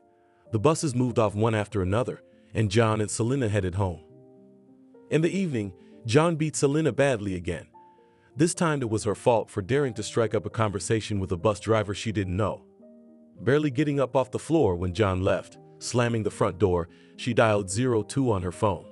"I've been beaten up by my husband," she said faintly into the receiver of the phone. "Give me the address," she heard the answer. Selena dictated. She collapsed on the couch, waiting for help from the law enforcement officers. John began to overstep every possible boundary of sanity. He kicked her legs across her face, her chest, her stomach. The girl's face and body were bruised and bloody. But now the police would arrive. She would file a report. He would be found and arrested. Selena fell into a painful oblivion, and after a while she heard a phone call. She looked around. There was no one in the apartment. The girl looked at her watch. Since her call to the police, 3 hours had passed. She slowly picked up the phone. "Hello, do you think that everything that has happened is my fault?" "Yes, maybe I overreacted, but I love you. I don't need anyone else. And you're always attracting the attention of other men." The man's tone began to take on an aggressive tone. Selena shrank back, sensing danger. There's no one around if something happens. She won't be able to call for help. "Why don't you say something?" John demanded. "Or do you think I've repented, that I'll turn a blind eye to the way you flirt with other men?" "Here we go," the girl thought fearfully. Suddenly John jumped up, grabbed her by her loose hair, dragged her into the woods. Her husband tied Selena to a large tree with a rope. As he did so, he kept saying, "Now you will realize how much it hurts me when everyone stares at you when they look at you. It is for them that you put on your makeup every day. For them you put a whole layer of plaster on their face. Tell me? Answer me." But Selena was as if numb. Her tongue could not move. A lump rose in her throat. John turned away, went to the car. He took the tire iron out of the trunk, returned to Selena tied to the tree. Everything that happened next was an unspeakable nightmare. The man was beating the girl with the heavy iron. It seemed that he was not even in control of himself. The tire came down on her face, then on her head. The girl felt the blows all over her body. At this moment, she prayed to God only one thing, that she would lose consciousness and feel nothing. How much time passed, Selena didn't realize. Suddenly, the blows stopped. John stepped back, threw the iron into the grass, and sat down on the plate. He poured himself some wine, then poured some into Selena's glass. He brought the glass to the girl's face and began to pour the wine into her mouth. The liquid poured past her, seeping under her t-shirt. "What?" John yelled suddenly, his eyes flashing with fury. "You don't like my wine? Or maybe you don't like me either? You're a slutty woman. You should be taught proper behavior every day. I'm the man in this family. I'm in charge. You shouldn't talk to anyone but me, but you're always looking at the side." Tears suddenly sprang from his eyes. John knelt down. "You'll forgive me, won't you, love?" he asked, sobbing. Selena looked hatefully at the man she had let into her life, the man she had trusted with her and her child. Catching her gaze, John rasped again. He found a tire iron in the grass and walked over to Selena tied to a tree. The man kicked her legs, hitting her knees, calves, shins with force. Selena could hear her bones crunching. She was no longer standing on the grass, but hanging, supported by a thick rope. She saw everything, understood everything. Consciousness did not want to leave her brain, but she could not feel her legs. They were numb. It was getting dark. John untied Selena, and she collapsed to the ground. He picked her up in his arms, carried her to the car, and put her in the back seat. Getting into the driver's seat, he turned the ignition key and the car started. "How did you like our picnic, darling?" he asked the girl, looking at her through the rearview mirror. "Did we have a wonderful vacation? You can't imagine what adrenaline it is. My blood was just boiling." He said something else, his eyes flashing frantically, but Selena passed out. Selena and John got home after dark. The yard was empty. The man picked up his wife and carried her into the apartment, laying her on the couch. "That's it, sweetheart," the man said, leaning over her. "Who needs you now? A cripple, and even with your childish bastard. You'll be mine now. I don't think any man would want to go to bed with a cripple. No one needs you but me." In the morning, the phone rang in Archie's waiting room. The secretary, Catherine, picked up the receiver. There was an excited female voice. "Katenka, hello, this is Maria, your former chief accountant," hurriedly spoke the voice in the receiver. "Yes, Maria," answered the receptionist. "I recognize you. Go ahead. Please connect me with Sergei Vitalievich. It's very important." "Maria, don't put the phone down. I'll ask if he can talk to you. Just a moment." After a while, Ekaterina put Maria through to the CEO. Archie had been in the position for 2 weeks. "You see, Archie, I was sick, so I went to the clinic to see the doctor. And in the hallway, I saw our Selena, you know, the one you hired to take my place." "I don't understand you," replied the woman's former boss in a polite tone. "Speak more clearly, please." "Well, I saw her. She was in a terrible state. Selena's face was devastated. I think her husband is beating her." "That's odd," Archie replied to the pensioner. "She hasn't shown up for work in 2 weeks. She said she was sick." "Okay, Maria, I'll take care of it." "Catherine," he shouted. The girl entered the office. "Tell me, John has already come to work." "Yes, he is in place," replied the secretary. "Shall I invite him in?" No, me go. In a second, he was already dialing the number of the head of the service without danger. 15 minutes later, law enforcement and paramedics were at Selena's apartment. "You are charged with causing grievous bodily harm to a person and possibly attempted murder," the police officer told John as he entered the first deputy's office. The man was handcuffed. But now no one will need her. Those were the last words Archie heard from his colleague. Anything could be going on in the world, but passions were simmering in businessman John's mansion. And why the hell take responsibility for a child if you can't take care of it? Muttered a young woman with a pretty but unkind face. She was packing an 8-year-old girl for school, and you couldn't tell from her face that she was enjoying the process. Accidentally, or maybe on purpose, Selena pulled a strand of her hair in a dragon braid. "Careful," the girl asked, not very politely. Selena only rolled her eyes, and the elderly, half-paralyzed man lying on the bed sighed heavily. That sigh only added fuel to the fire, and the woman continued to rant. "Do you think I need this? No, you don't. You take care of her yourself, or you'll be lying in a stake. And I have to run around you." "Selena, I understand," John said quietly, "but the girl needs a mother's affection, and I can barely walk." The old man sighed again. There was so much sadness and hopelessness in that sigh that it seemed that a stone would shake, but not Celine's heart, if she had one, of course. Selena was the second daughter-in-law of John, a well-known businessman in town, and the wife, or rather, now widow, of his son Jacob, his son's first wife. Anna was a kind, calm, friendly woman. John did not remember Anna being in a bad mood. She was a housekeeper, but she was by no means a typical kitchen cleaner in a greasy bathrobe and a nest on her head. The house was in exemplary order, and there was always hot food. Anna looked as if she had stepped out of a housewares advertisement. Anna died in childbirth. The inconsolable widower didn't want to live, but he still had little Julia. That's who was worth living for. The young father took care of his daughter as best he could, but John said from time to time, "You should meet a nice woman. Julia needs a mother. She's a girl. And boys don't need a mother." Jacob grinned sadly. "Boys need a mother too," he agreed, "but girls need a mother more." Jacob realized that too, but it wasn't easy to find a woman willing to take care of someone else's child, and yet there was one. Selena was nothing like Anna, but she was undoubtedly beautiful too. But unlike Jacob's first wife, she wasn't a very good housekeeper, and her temper wasn't very good. And that was putting it mildly. If Anna could enjoy any little thing, Selena, on the contrary, was always dissatisfied. Jacob and Selena were in the same class, and they liked each other during their school years. After high school, as it usually happens, their paths diverged, but it so happened that fate brought them together again. One day, after negotiations in a business hotel, Jacob decided to have lunch at his favorite restaurant, which was located on the basement floor. The young entrepreneur entered the restaurant, and the first thing that caught his eye was a luxurious waterfall of silky golden blonde hair. A few seconds later, Jacob saw the face of its owner. "Selenka," he exclaimed, seeing his high school sweetheart. "What a reunion." "Jacob." Selena smiled, gracefully holding out her hand to him. "How many years, how many winters?" "Many, Selena, many. You look great. What are you doing here?" "This is my friend's restaurant. She invited me here. She should be here any minute. And let me guess, you were at the negotiation."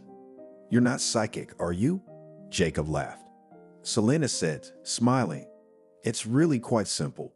All the businessmen of the city come here after business negotiations. Well, as for you, Billy Smirnoff told me that you're in business, so it's not hard to make the comparison." "Well, yes," he nodded and, obeying a sudden impulse, suggested, "Celine, why don't I see you sometime?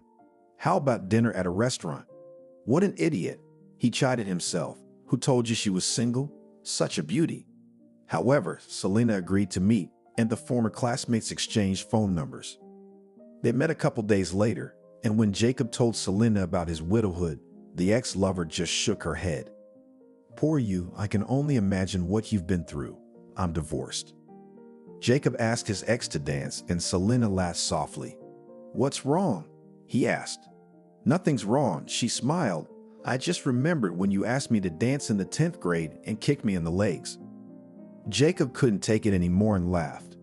"I've been dancing ever since, thank God. I've noticed. You're a really good dancer." "Well, it's the position, isn't it?" That dinner was the beginning of their relationship, which eventually turned into a legal marriage. Selena, though faithfully attending to Julia, kept the little girl at a distance. At first, the girl had been drawn to her, but the young woman was determined not to allow any callow tenderness. Jacob was offended by this, but deep down he knew that it was impossible to make someone else's child love him. Not every man was capable of it anyway, so Jacob was grateful to Selena for taking care of his princess as best she could. A year after the wedding, Jacob died in a car accident. He bequeathed all his assets to Julia. In the event of his death before the adulthood of his daughter, Jacob's property was to be managed by Selena, who he appointed as Julia's guardian. This arrangement suited the young widow just fine. She stayed in John's house and represented the interests of the orphan girl. Selena was confused only one thing. When her stepdaughter turned 18, all the worldly goods would pass to her. Selena had been smart enough not to show her dislike for her stepdaughter when Jacob was alive. But after Jacob's death, she didn't bother. Selena often called Julia a spawner. The stepmother's lack of love was compensated for by John's love. But Selena was ready to glare at the little girl as soon as the old man turned his back. In time, Julia began to respond to the evil stepmother in the same way, but thick-skinned Selena did not care. So what a tomalicious little brat. John adored his granddaughter, such a little one, and she's already been through so much, the old man thought, and his heart burst with pity, first her mother, then her father. And this snake hisses at her, thinking that I do not notice anything. John spoiled Julia in every way he could. He took her to the park, children's caves, shopping, and entertainment centers, and did it with great pleasure. But unfortunately, a few months ago, John had a car accident, as a result of which he almost lost the ability to walk normally and became ill. After the old man was discharged from the hospital, Julia spent almost all the time in his room. In fact, everything is not so hopeless, assured the doctor. Your body will recover. But given your age, it will take time. I can't rule out the possibility of surgical intervention. All in all, it's not that bad. But what kind of treatment can we talk about when the daughter-in-law was eating Julia with a hateful look? Leaving the girl alone with Selena would be pure madness. Who knows what her sister-in-law might think? John, despite his unenviable position, ran the business by phone and internet. All issues requiring the direct presence of the head, the businessman entrusted the manager Harry, who, by the way, readily joined the case. John was not left with the feeling that he had been waiting for this moment. When Jacob's death was only a few months old, Julia didn't quite understand what had happened. She waited every day for her daddy to come back. But daddy never came back, and Julia grew up and realized that it would never happen. Selena, why don't you like Julia so much? John asked me one day. Why does she always stick her nose where it doesn't belong? Selena grumbled and suddenly stopped talking. The older man raised his eyebrows in surprise, but said nothing. He understood. The reason for dislike for the girl money, which daughter-in-law can dispose of only for the time being. But there was something else. Julia couldn't do math, and she always came home from school dissatisfied. Betty said I was useless, her granddaughter complained. John frowned. Telling a child that she is useless is uneducational, to say the least. By the way, the daughter-in-law worked as an accountant and, according to her, received a diploma with honors. So, maybe? Oh, no, please. Selena waved her hands. Well, what kind of math teacher am I? I've already forgotten everything. Well, you'll remember at the same time. And I need it, thought the daughter-in-law. She was not at all smiling to do math with her 8-year-old stepdaughter. And then there are tutors for that. That's what we'll dance from, Selena realized. John, but a tutor will do a much better job than me, she said. The father-in-law looked at his daughter-in-law carefully and thought she was probably right. John took everything about his beloved granddaughter seriously. And the question of Julia's education was one of the most important to him. That's right, he reasoned. I'd only got one granddaughter, so why trust her to someone professional? And yet there were doubts. Hiring a tutor is, first of all, letting a stranger into the house. Who knows what's on his mind? John, I beg you, said the daughter-in-law with a grin, afraid that the old man might change his mind. He'll do it. Do you really think the agency will keep thieves and other trash? When John went to the agency, he asked the agency for questionnaires of all the applicants in the field he was interested in. But the young woman brushed it aside for some reason.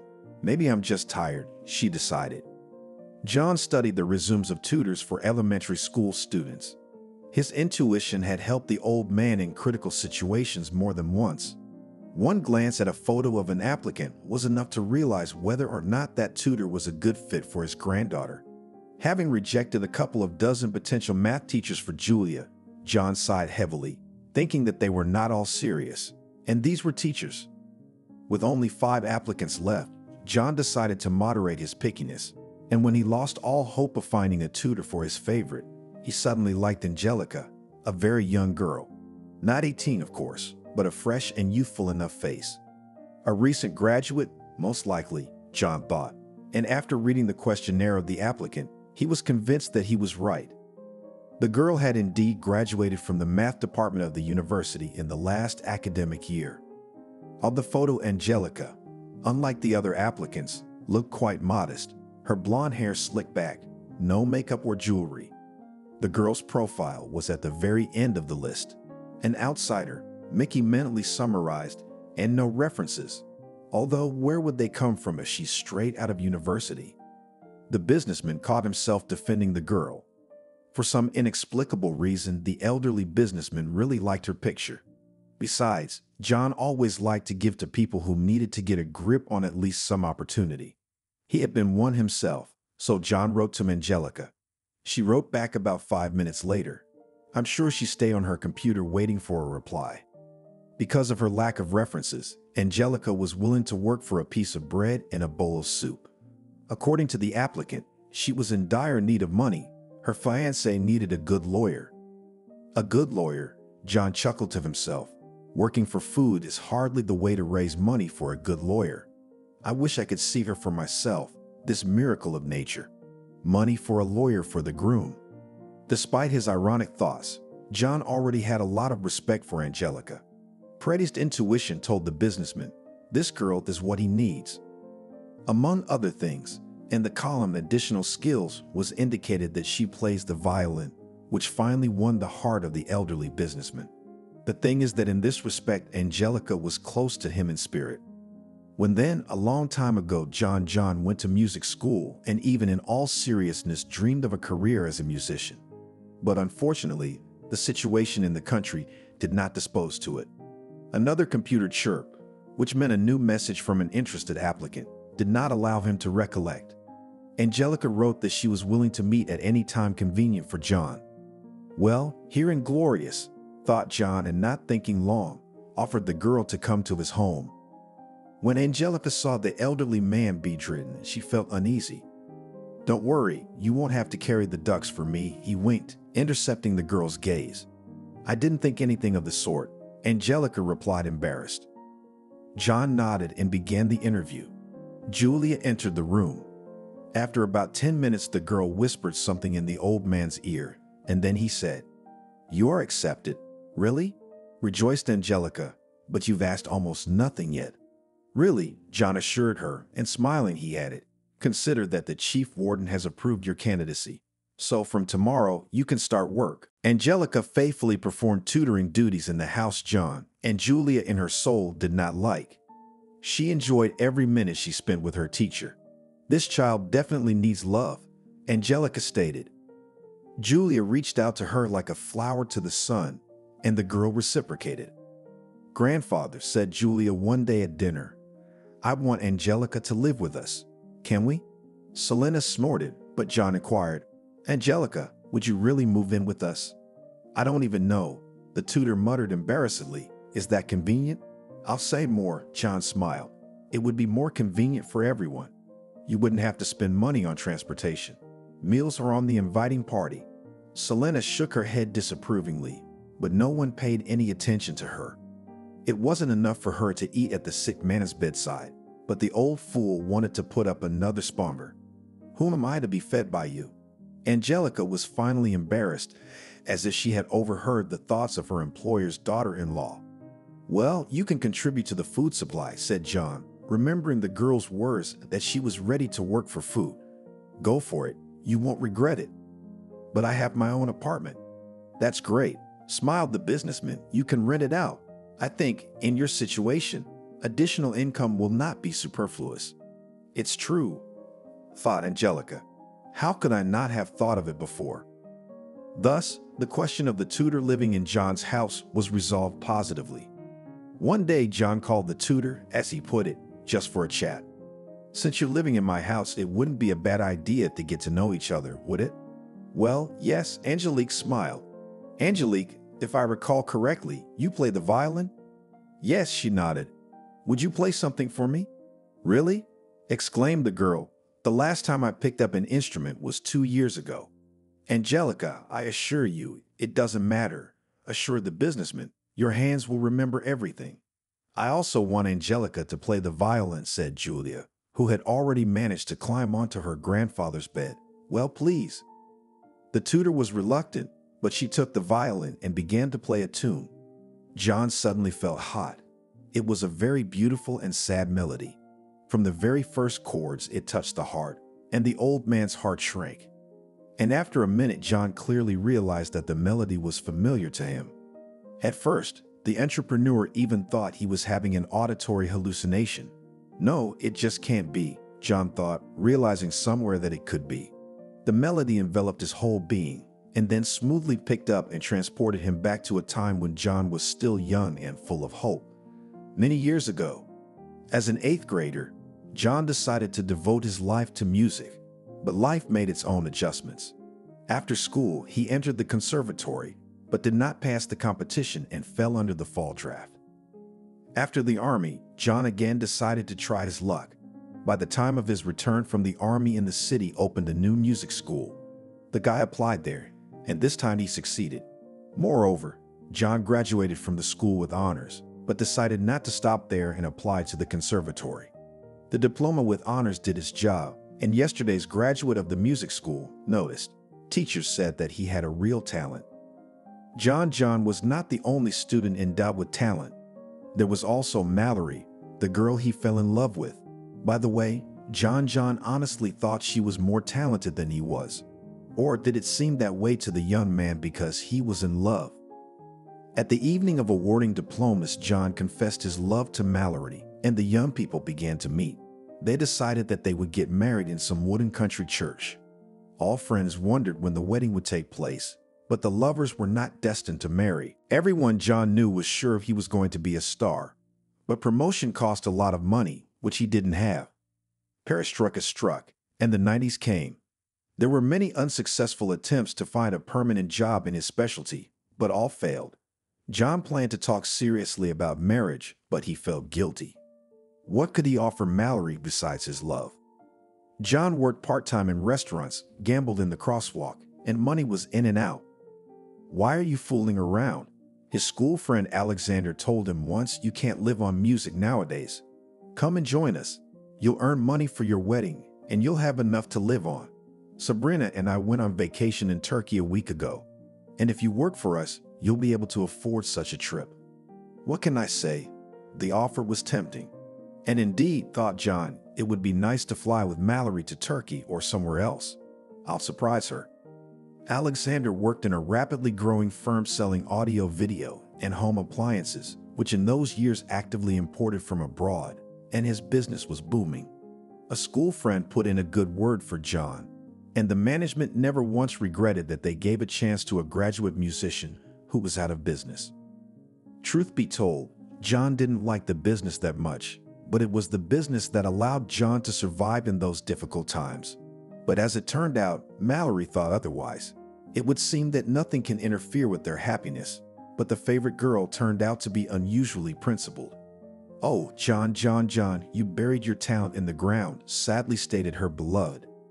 "Yes, I did not bury anything," John objected. "Now everyone survives as they can." "Business is so dirty," sighed Mallory. "Let me disagree with you. Yes, business is not creative, it's routine. But let's look at it from a different angle. Traveling abroad and useful acquaintances with foreign partners, well, isn't it a tempting prospect? I'll save up for the wedding and we'll have the ultimate party. Is that bad?" "John, I don't care what our wedding will be," she said fervently. "The main thing is that we'll be together. We'll devote our lives to art and travel all over the world." "With what money?" John grinned bitterly. "And then you see who is now prosperous and can afford all the goods of the earth. Businessmen. My uncle, the historian, assures me that the situation in the country will get better soon. And not only businessmen will be able to afford trips abroad. We just have to be patient. Why should I be patient? It seems that for the first time in their relationship, he started to turn on. Why tell me? Why live badly when you can live well? You shook your head regretfully. You haven't understood anything. I don't get it, said John. And Mallory just turned around and walked away. He, of course, made attempts to reconcile, but his beloved was adamant. Mallory does not want to see me, in despair, said John Sashka. Young Green grinned. Friend, in your Mallory is still alive youthful maximalism, but it passes. Love is love, but man is an earthly creature, and he needs food and clothing. So my friend, I hope we have some more wedding salads.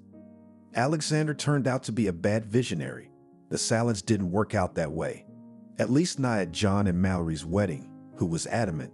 Then one day John decided, after all, I have my pride too. The couple eventually broke up. Eventually, as John got involved in the business, he realized that he was doing something not so boring. After working for the company for 3 years, John decided to start his own business. He succeeded.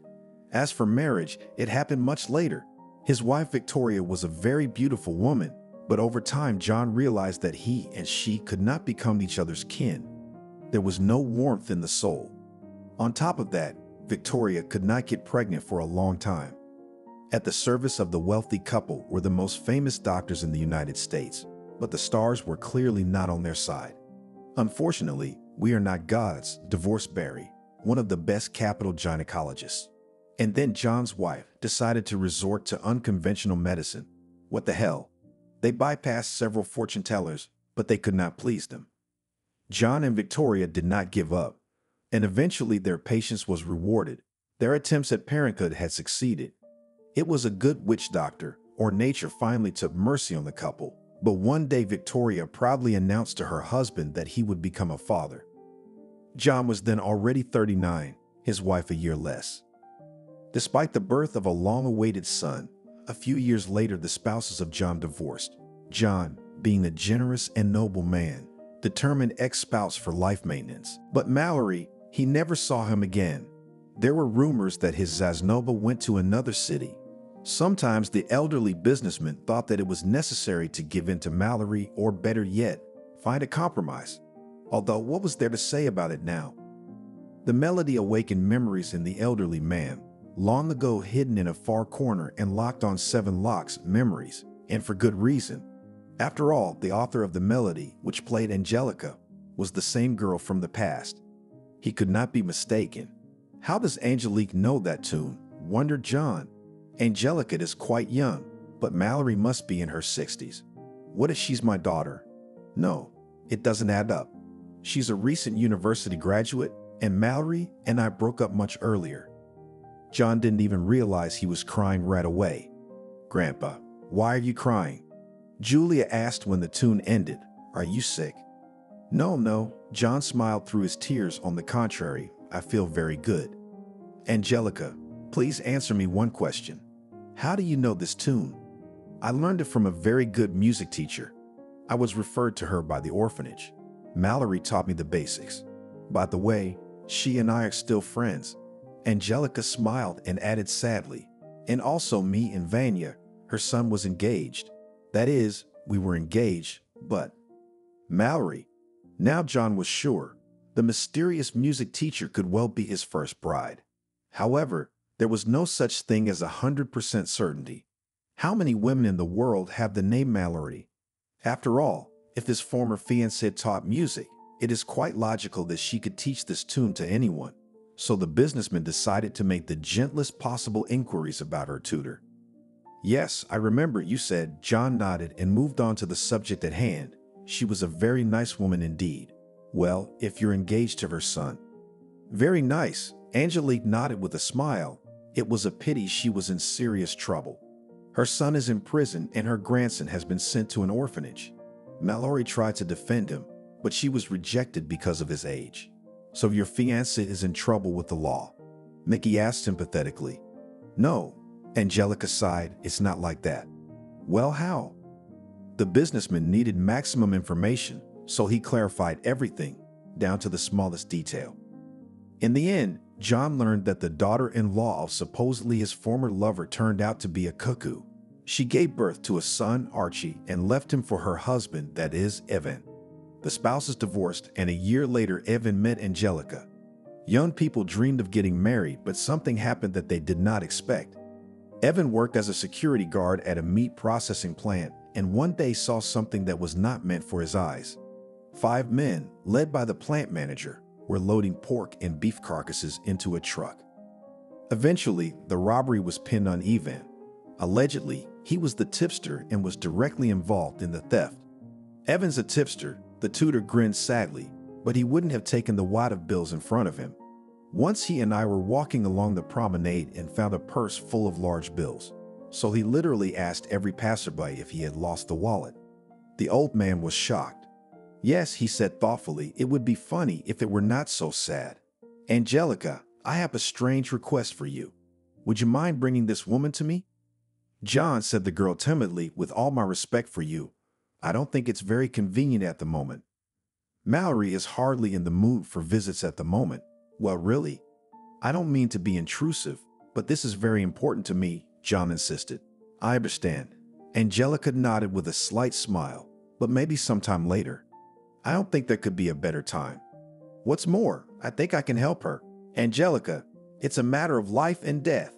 Well, if it's a matter of life and death, the girl could not resist a smile, this time wide and sincere. Angelica, either you tell me what's what or no visit, said Mallory. Who is he, this mysterious patron? Does he have a name? The tutor faltered. John had asked Angelica not to give his name. She respected the man and was determined to do as he asked. But on the other hand, Mallory really wasn't going anywhere. The woman was still as principled as she had been years ago. All right, the girl decided. He'd actually asked not to be named. So, you'll? I understand, smiled the music teacher. Let it be our little female secret. So who is he? John. The name struck Mallory like a whip. No, more like a flash of lightning. Wow, I thought I'd forgotten about him, the older woman thought. Angelica, the older woman said in a squeezed voice. Well, I'll go and see your employer. Older, like me, a little better, but still the same eyes, thought John, looking at Mallory. And suddenly, in place of the staid old woman appeared a young graduate of a music school with burning eyes. Well, hello, Mallory. John greeted the one who really turned out to be his former fiancée. Good afternoon, John, she smiled. John thought the businessman fondly, just like back then. Angelica, realizing that these two were obviously not just good acquaintances, delicately left the room. Well, tell me, what do you live? What do you breathe? John smiled back. Me? Retired, but still teaching. Strangely enough, I still get students. What's so strange about that? I always knew you were talented. You are too, but... Mallory was awkwardly silent, but her former lover understood everything and continued with a smile. I remember, I buried my talent in the ground. God knows, Mallory not once scolded himself for his integrity, from which did not work out in the second marriage. She caught her husband with a mistress and couldn't forgive. John don't, shook her head. The old woman, do you think I've never regretted it? And now here we are. Oh God. Mallory suddenly cried bitterly. Mallory, what's wrong? John asked worriedly. Angelica told me that you have problems. Trouble. The woman sobbed. It's a disaster. But it's really not his fault. Evan is not capable of such a thing. Olga, tell me everything in order, John asked softly. Seriosa, I spell you, exclaimed Mallory. If you really have the ability, help him. After all, this is your son too. At first, John did not even immediately understand what his ex-fiancée told him. What son? And when he realized the meaning of what was said, the older man looked at Mallory in amazement. He is my son, John slowly said. That is, when we broke up with you? The elderly musician found it difficult to speak, and she only nodded frequently. Yes, John, repented Mallory. I was expecting a child from you, but I found out about it later, and you kept silent all that time. Yes, she said through her tears, I'm sorry. It's all because of my stupid principle. What is there to say about it now? John said bitterly, tears welling up in his eyes. I'll definitely help Ivan. After all, I owe him, and a lot. My fault, the ex-fiancé said quietly. It doesn't matter, John replied with a sigh, holding out his hand to her. Despite his helpless position, John quickly got the right people involved and took care of the matter. Are you sure everything will be all right? He asked his lawyer, and after hearing the answer, he sighed in relief and passed out. There was a knock at the door of his room. Come in. His sister-in-law entered the room. Frankly speaking, in the light of recent events, John had forgotten about her. Selena was always away, which he was glad of. When her sister-in-law was home, however, she rarely visited Mickey, only when absolutely necessary. So when she came in, his father-in-law inquired, "Is something the matter?" You could say that. The young woman nodded. John, frankly, I don't like what's going on. What's going on? He asked, puzzled. At least this tutor's accommodation, Selena snorted. It's like a passable courtyard, honestly. You got people running around and you're taking care of them. Can you imagine? The old marismatic has decided to start treatment. The girl heard Selena's tragic voice. Well, he's not that old, and especially not a marismatic. But you're a clever girl, answered a man's voice, which, as far as Angelica knew, belonged to the manager John. When she had first seen him, he had seemed a slippery fellow. I hope you'll be able to talk him out of the treatment, the manager said after a brief pause. The tutor crept to the storeroom and, holding her breath, carefully pulled the smartphone out of her purse and pressed the recorder button. You know, we need the old man helpless, the manager continued, so you'll do your best. Besides, he's bound to find out that we've caused your husband's accident. Angelica covered her mouth with her hand in horror. Hush, Selena hissed, and she remembered how Julia had compared her to a snake with ears. I'm motivating you, Harry grinned. What a motivator, giggled John's sister-in-law, after which the tutor heard the sounds of kissing, intermittent breathing, and passionate whispering. Angelica had no desire to eavesdrop on their antics, and the girl hurried over to Mickey. What is it then? Thought the tutor. This Selena pretending to be a decent stepmother, representing her stepdaughter's interests, while she herself is robbing Mickey without remorse and spending his money with her lover. And that manager is good too. Angelica knew that her son John had been killed in a car accident, and apparently she was the one in question. It suddenly occurred to the girl what the lovers had set up the accident for, most likely for the purpose of further eliminating John Sr. as well.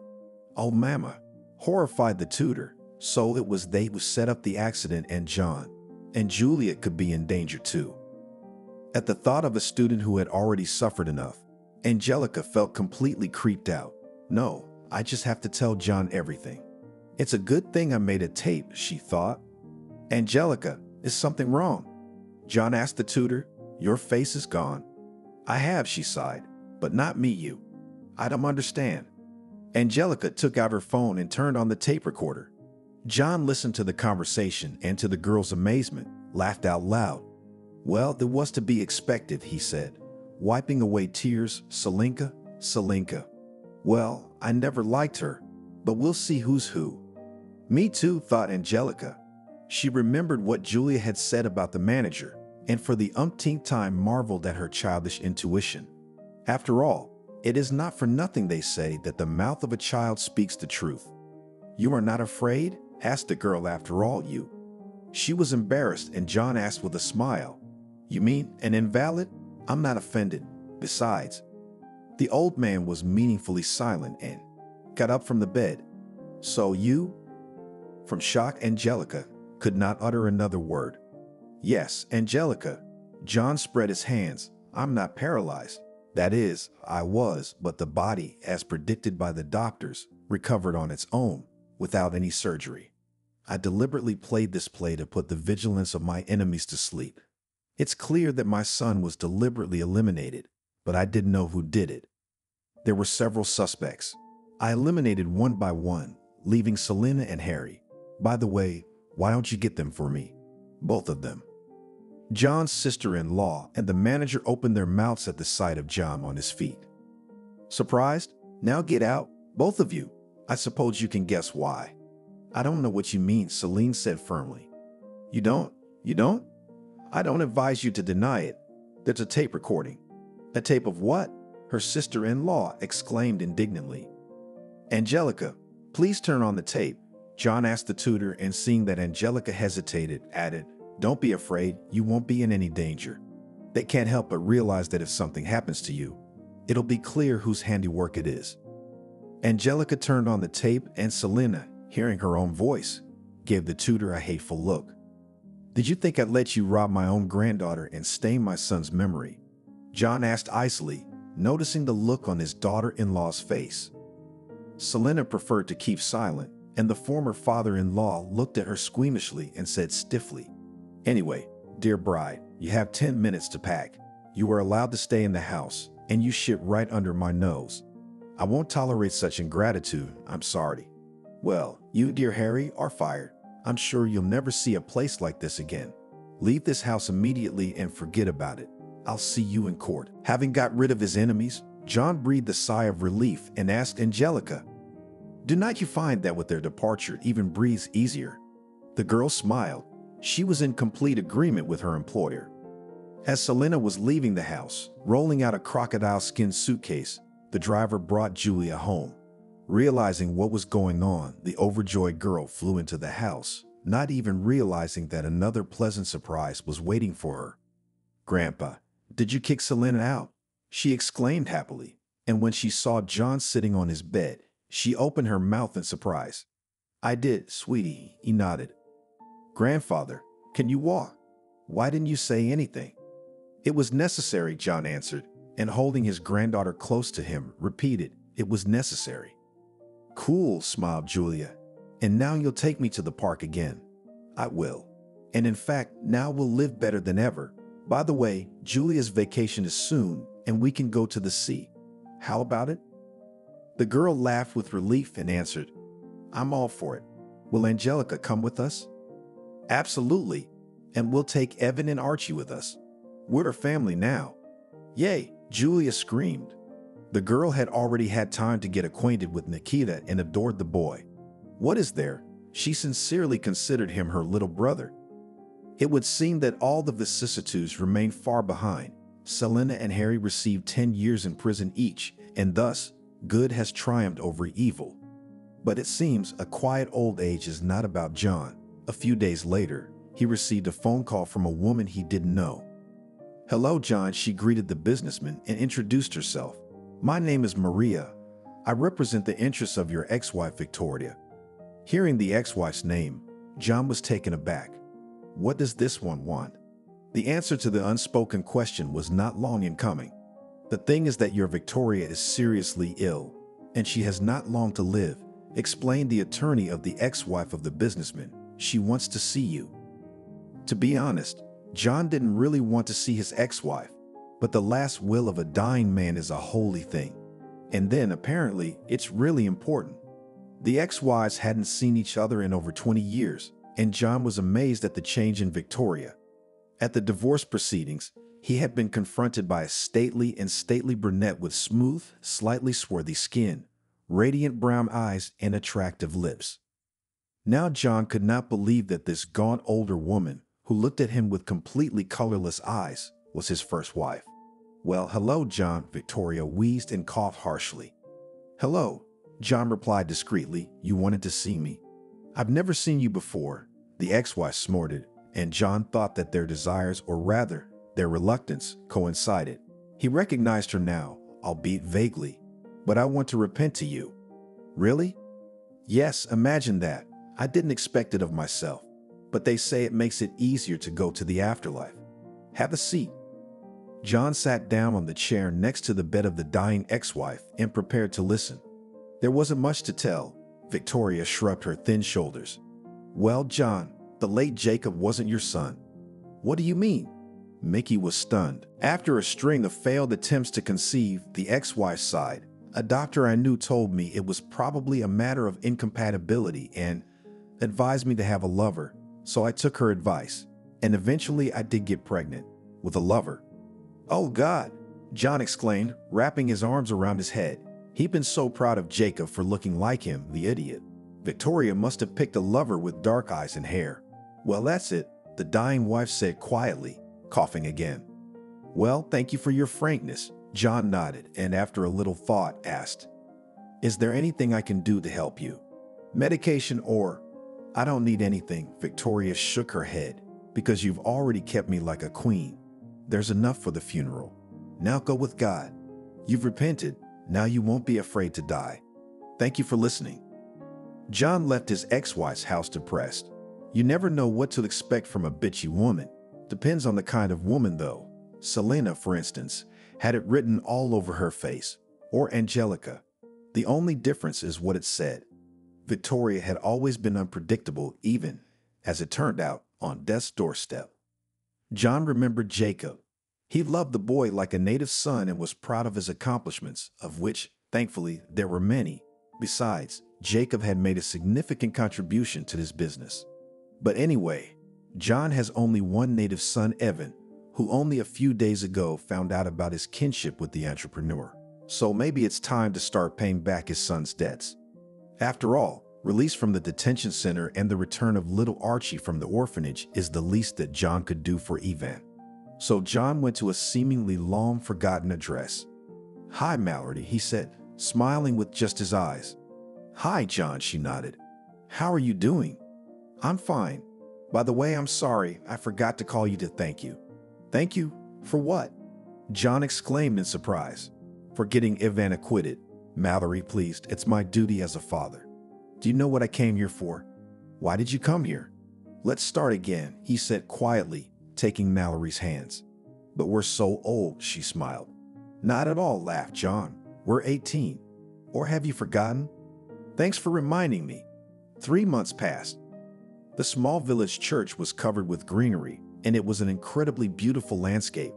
In front of the priest stood a gray-haired Nulu couple, but they knew they were 18. How beautiful Mallory is, isn't she? Angelica whispered to the groom. My mom is the most beautiful in the world. Evan immediately agreed, not counting you. You're my favorite. 2 weeks ago, they were married. Angelica stayed at John's house because thanks to her, John was able to expose the criminals and nail them to the wall. In addition, now Angelica became the daughter-in-law of an elderly businessman. So the question of housing for the newlyweds was solved. There was room for everyone in this spacious mansion. Julia looked at the newlyweds and was over the moon. They got rid of the hated Selena, Angelica, and Evan adopted Julia. She had a brother, Archie, whom the girl loved with all her soul. This was quite enough for happiness, and now grandfather will marry a good woman. Despite her very young age, Julia realized that the family is the most valuable thing that a person has. And the fact that she was growing up was great. After the wedding, all went to a cozy rural restaurant, the owner of which was a good friend of John. The guests were welcomed by a hall full of fresh flowers and, of course, a beautifully set table. An elderly newlywed took the floor. First of all, my dears, I suggest you thank fate for bringing us all together. Sometimes I think that all this might not have happened, and I feel sad, especially because Olenka and I would never have become husband and wife. Well, enough already, old geezer, laughed Mallory. We are together, and everything else is such nonsense. That's right, said John approvingly, and now I propose to drink to our happiness. Bitterly, Evan exclaimed, and the rest of the group joined in. Now I'd like to ask for a moment of attention, exclaimed a friend of the groom, whose name was Mickey.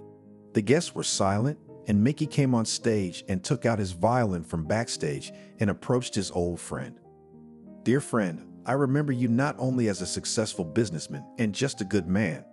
I also remember you as a talented violinist. I suggest you remember your youth. Play us something. I remembered my grandmother as a girl. John laughed. No, guys, do you want my disgrace? Why would you want to be embarrassed? I'm sure you'll be fine. John, Angelica winked slyly, and remember how you told me that the hands will remember everything? Well, it looks like I can't get away with this, John said. God help you, you're on. John took the violin in his hands as if it were a piece of fine crystal. The audience watched the elderly businessman, who never became a musician, and waited in awe for him to start playing. And he did. It was the same tune composed by Mallory, his first, and as it turned out, only love. John began to play timidly, as if reluctant, And then the old man sank into a veil of memories, and the melody sounded more and more confidently. Now his thoughts were in the place where he was young, in love and full of plans. "Bravo!" shouted Mickey when John had finished playing. The blushing violinist bowed to the audience and began to play a cheerful medley. The audience clapped in time with the music. And then there were cries of bitter, toasts to love and anticipation of happiness, which only a man can dream of. Time flew inexorably. Evan and Angelica had a son, whom the couple named Billy. And 2 years after the birth of their son, Angelica proudly announced to her husband that the family was about to have a new addition. And not just an addition, but a whole twin. As it turned out, 2 girls. Just some kind of female battalion. Shook his head happy father. "Well," giggled Angelica, "beautiful ladies will be more only one. So maybe after the birth of twin girls we'll try to equalize the number of ladies and gentlemen." Evan winked. "God forbid," his wife splashed her hands. "It wouldn't be a bad idea to have our daughters first." When John found out that he was going to become a grandfather again, he thought about buying a new house, a bigger one. As a result, this friendly family settled outside the city in a monumental mansion, stylized as a Boyer manor. Some of their friends and acquaintances said that the young people should live separately. However, Evan, Angelica, and their children liked to live together with their parents. After all, they were the most wonderful old people in the world. And then both families lived their own lives. John and Mallory traveled a lot, and if they were at home, they did not bother the young with advice and moralizing. Well, and the young people in turn tried not to upset the old people and do not bother them in vain. 3 years after the birth of twins Catherine and Elizabeth, Mallory seriously ill. The cancer was detected when there was nothing to be done, except to accept it. The old woman quietly passed away in her sleep, right on the night of Epiphany. "She is well now," Angelica said quietly, looking at the calm, peaceful face of her old friend, and crossed herself. On the day of the funeral of the elderly musician, despite the frosts of baptism, it was warm and quiet. Flakes of snow were falling. John, aged from grief, did not shed a tear. "No more tears," said the widower, watching his ex-wife being lowered into the ground. The elderly businessman threw a handful of earth and whispered, "Sleep well, my love. Our happiness was short, but real." A month later, John himself was gone. "Grandpa couldn't do it without her," sobbed Julia, who was in her senior year of high school. She had so dreamed of inviting her grandfather to her graduation, but alas. A few days after John's 40th birthday, the children decided to sell the mansion. The maintenance of such a huge house was not cheap, and Evan and Angelica had to raise 5 children. In addition, this year Julia entered the institute, and it implied expenses, and Archie's enrollment was just around the corner. The buyer came along a couple months later. He was a wealthy older man, formerly a successful producer, now the owner of 2 restaurants. "I want to give the house to my doll," he winked at the Mallory couple. Evan and Angelica nodded absently. In truth, they didn't care who they sold to, as long as they sold. The children were at school, and the couple packed their bags, wondering how the joyous events of the house had been intertwined with the sad ones. And here's how it happens, Angelica thought. If I hadn't met Vanya and fallen in love, none of this would have happened. I wouldn't have come to work for John. We wouldn't have adopted Julia. Vanya might never have known who his father was. There's all sorts of don'ts, but history, as you know, does not bear the subjunctive mood. Philosophical thoughts interrupted the voice of her husband. "Angelica, what is it?" "Look what I found." Even stood by the closet, which he was preparing to dismantle, and pointed to a door in the wall. "A secret door." Angelica spluttered. "Exactly. It's crazy." The husband shook his head in surprise. "How long have lived here and did not even know about the existence of this door?" "Yes, I wonder what's in there. Let's go in and see for ourselves." Evan and Angelica entered the secret door. The room behind the secret door was dark, so they didn't immediately see what made them numb with terror. Goosebumps ran down each of the couple's backs. There were 3 human skulls on the shelf, and the room looked terribly dark. "Do you think they are real?" Angelique asked, trembling with fear, pointing at the skulls. I have no idea, Evan said. Hold on. I'm going to get a flashlight. I'll go with you, said the wife hastily. You coward. You'll chicken out. Angelica shivered. Julia, who had come back from school, entered the room. What is this? The girl exclaimed in surprise when she saw the secret door open. And this, daughter, is a secret door, Evan answered. Wow, what's behind the secret door? Julia asked, looking through it, and immediately recoiled. Oh, it's so dark. Well, what's a flashlight for? Grinned her father. They entered the mysterious room, and when Evan shined the flashlight, all three of them gasped. Right in the middle of the room was a large chest. I wonder what's in it, muttered the head of the family. Probably gold and diamonds, Julia giggled. Yeah, keep your pocket wide open, said Angelica. The chest, which was covered with cobwebs, was not locked, and when they jointly lifted the lid, they could not restrain a cry of amazement. And you said, keep your pockets wide open, said Julia, turning to her mother. There were indeed jewels in the chest. A lot of jewelry, including gold and diamonds, and there was a letter. Oh, it's grandfather's handwriting. Angelica took the letter and began to read it aloud. My dear children, if you are reading this letter, you must have discovered a secret door. Now let me guess, John wrote, you must be getting ready to sell the house because it costs a lot of money to maintain. Relax. These jewels I collected over the years will save you from having to sell the house. It's up to the owner, of course, but I'd be very hurt if you did sell the house. It's sacred to me. I'd like to see more of John's generation grow up here. But of course, the choice is yours. I'm sure you'll make the right decision. I love you all very much. Your John. P.S. By the way, the skulls on the shelves are just a prop for mystery. So, what do you think? Angelica asked after finishing the letter. Yes, grandfather loved special effects, Julia sighed. His helpless state is worth it. Do you remember? How could I not remember? Grinned her mother. I saw Mickey get out of bed and thought I was hallucinating. And now he surprised us even after his death. So what are we going to do with the house? Evan spoke up. The answer is obvious. Angelica smiled. I'd be ashamed to sell it anyway. And it's not even about the jewelry. Perhaps, agreed her husband. The doorbell rang. The restaurateur's producer and a young, glamorous woman who seemed vaguely familiar to Angelique appeared in the video eye. When the couple entered, she was surprised to recognize Selena, Mickey's former sister-in-law. So this is your house? Selena was surprised. She had changed over the years, but she was still pretty. Selena had cut her hair short and changed it from golden blonde to dark brown. She had also lost some weight, and if it weren't for the haughty expression on her face, Selena could be called a real beauty.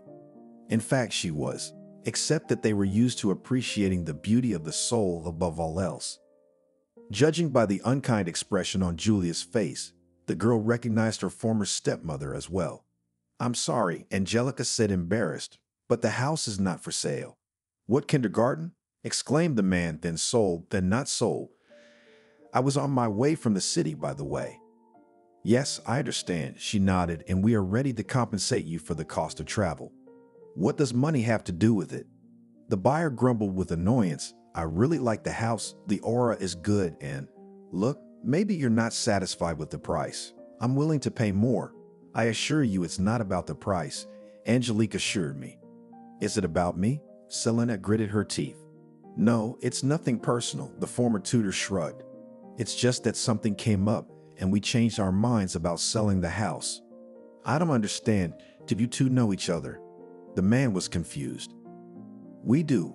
Angelica nodded, but it has nothing to do with selling the house. As I said, it's nothing personal. The buyer, realizing there would be no deal, sighed disappointedly and said, well, too bad. Come on, Selena. We'll look for something else for you. Selena just shrugged her shoulders and the buyers left the mansion. As soon as the door closed behind them, all three of them laughed. I still can't forget Selena's face, Julia laughed. It was a sight to behold, Angelica agreed. And Selena doesn't lose her way, she said ironically. She's got herself a new rich guy. I even feel sorry for him. She's going to make him have an accident. Tears welled up in Julia's eyes. Of course, Evan loved her as his daughter, but no one could replace her father. When the girl remembered Selena, hatred embraced her with terrible force. Selena John was furious. It was such a great house, and this tutor confused all the cards. Besides, Selena had old scores to settle with Angelica. A fortune like that slipped through the cracks. And the years in prison, and all because of that hussy. And she and he had a good thing going. Who'd have thought that damn tutor was standing there, listening to their conversation and recording it on a tape recorder? Is she trying to get a rise out of you? Well, he do laughs. I wonder what made them change their mind about selling the house. Harvey, the restaurateur, said thoughtfully. Well, I don't know, shrugged Selena. I wonder, she thought, what did she and her hubby use to buy such a huge house? Or did old John dole it out? He'll do it. Selena already knew that her former father-in-law was in the kingdom of heaven, but she didn't know that the tutor's husband was John's own son. I don't think it's that simple. Harvey shook his head. It just can't be. When a man decides to sell his house, he needs money, or he's serious about moving, and then they change their mind overnight. No warning. Something's not right. We should do some research on this house. The young woman decided Harvey was probably right. Who knows? It might help Selena get even with Angelica. The restaurateur went home, and his beloved took out of the bar a bottle of his favorite cream liqueur, made himself comfortable on the couch, and plunged into the memories. Already in the 10th grade, Selena Kolevanova knew that appearance was her main trump card. She knew another thing. This trump card could help Selena to change her life for the better. After all, it was then that she, a girl from a poor family, fell in love with the son of a successful businessman, Jacob John. The guy offered her to date, and Selena immediately agreed. She imagined that she would live in a luxurious mansion and, of course, would not work. However, at the end of school, a rich dad sent Jacob to study abroad, and all dreams of a beautiful life collapsed overnight. Relax, Selena said to herself mentally. I'm a beautiful girl, and Jacob is not the end of the story. She had a new plan, which, by the way, seemed much more interesting. Of course, it would take more than a year to realize the plan, but for sure. Selena's plan was as follows. To begin with, the girl decided to enroll in technical school and learn the profession of accountant. Actually, with her ability to do math, she could go to university. But the higher institution was not suitable for Selena for one simple reason, because it was necessary to study there for 5 years, while the term of study in her chosen technical school was only 2 years. Waiting for a beautiful life for 5 years? No way, no way. After technical school, she will work a little in some firm, find a wealthy beau, and marry him legally. And then Selena will live a life of pure pleasure. My plan will work, thought the girl with delight. When she learned that she was enrolled in technical school, what else will happen? Selena studied well and was confidently going for a red diploma. You'll make a great accountant, said Emma, the accounting teacher, approvingly. Hopefully not for long, Selena thought. Work? What a bore. Well, she did not understand women who defended the right to work as a doctor, teacher, chemist, streetcar driver, and God knows who else. And when her friends told Selena that they wanted to work for pleasure, she wrinkled her nose as if she had a toothache. Where's the work and where's the fun? Selena snorted when Aubrey's classmate told her plans for her life. I don't know, she shrugged. Personally, I think I'm going to make work a pleasure. Socializing again. Do you see yourself as a hybrid of an incubator, a governess, and a doll from an intimate store? No, smiled the girl. I see myself as the beauty and pride of the house. The main thing is to move in the right direction. She only shook her head. Meanwhile, Selena's plan worked even after receiving her red diploma. She managed to get a job at a rather prosperous confectionery company. Selena was repeatedly offered to enter the correspondence department of the institute, and having studied, to take the position of technologist. But the young accountant categorically refused. After all, she had other plans for life. Finally, Selena smiled luck in the form of a new commercial director. Tony was single, and the young woman decided, here's my chance. And Selena did miss it. In the firm worked a lot of spectacular women, but the commercial director chose her, and not just chose, and called her to marry. The whole organization was celebrating the wedding. After the honeymoon in Paris came the harsh everyday life, and they turned out to be not as rosy as Selena had first thought. I've decided to quit, the young woman announced to her husband. "What is it?" Tony asked with a smile. "Or do you want to make me happy?" Selena understood perfectly well what her spouse meant. However, she preferred to pretend she didn't. "To make you happy," she smiled back, "I'm going to take care of the house and spoil you with home-cooked food. I assure you, I'll make it as good as in the restaurant." Ah. Tony stretched out disappointedly. "Selena, I appreciate your eagerness to do housework, but I don't mind a woman working.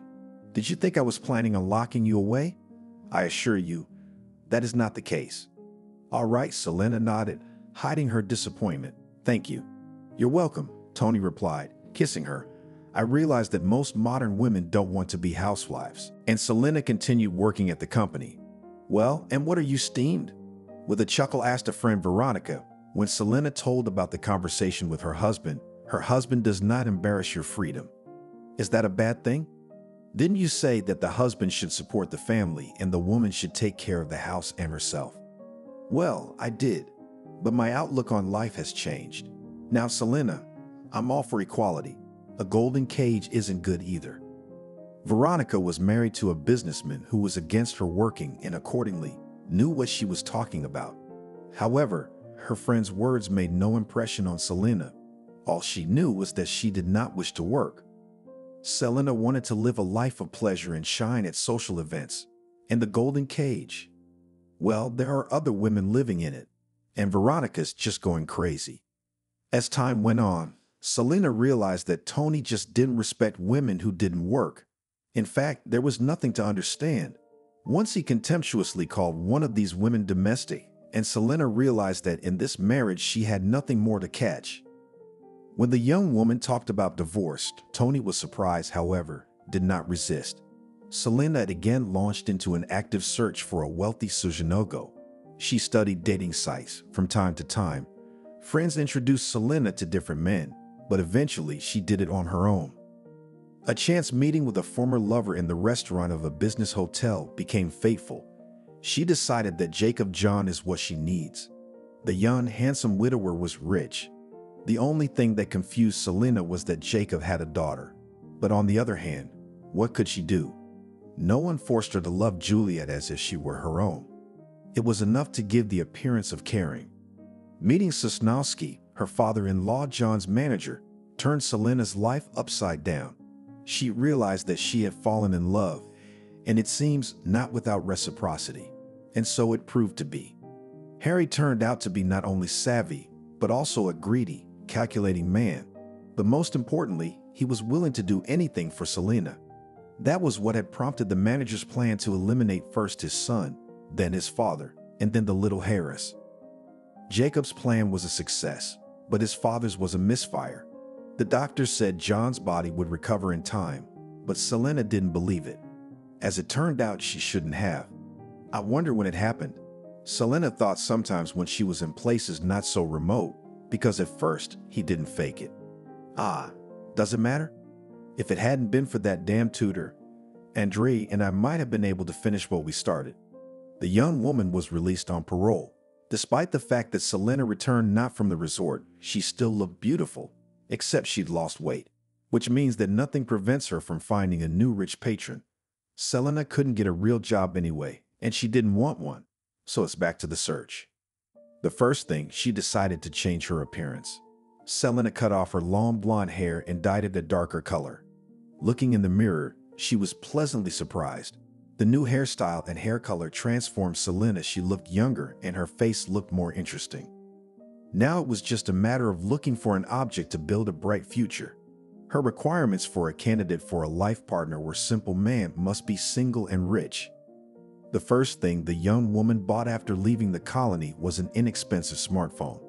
After returning from the hairdresser's shop, Selena began to concentrate on studying dating sites and was disappointed. It felt like the most flawed men were sitting on them. What's so surprising, though, she thought. A decent man doesn't need dating sites. With nothing to do, Selena logged onto a social networking site and a post caught her eye. A new restaurant owned by Harvey's former producer needed a bartender. No, Selena wasn't interested in the job, but the owner. When she was married to Jacob, they had gone to the concert of a well-known musical group whose producer was Harvey. This man was not Harvey's only child, and no wonder. His entrepreneurial spirit was legendary in the city, so now he owns a restaurant. After typing Harvey into the search engine, Selena almost jumped for joy. The restaurant owner was divorced, so what is not a chance to improve the financial situation and at the same time and arrange a personal life? Unfortunately, there was no money to spend in this definitely not cheap restaurant. However, there was an idea. Selena put on a small black dress, left from her past life, black lacquered shoes made of bright, spectacular makeup, and taking a clutch in the tone of shoes, gracefully left the house. She could not afford a cab, and the young woman went, as she hoped, to meet the life from which she did not want to get rid of. "What shall we order?" the waiter asked. "A salad with mussels and avocado, a glass of grappa, and perhaps a fruit platter," Selena replied with a dazzling smile. "Well, fine choice," nodded the guy and stepped away from the table. "That's for sure." The young woman grinned to herself, not referring to dinner at all. It was just under an hour before the restaurant closed, and Selena couldn't help but notice the slanted glances of the bartender and waiter in her direction.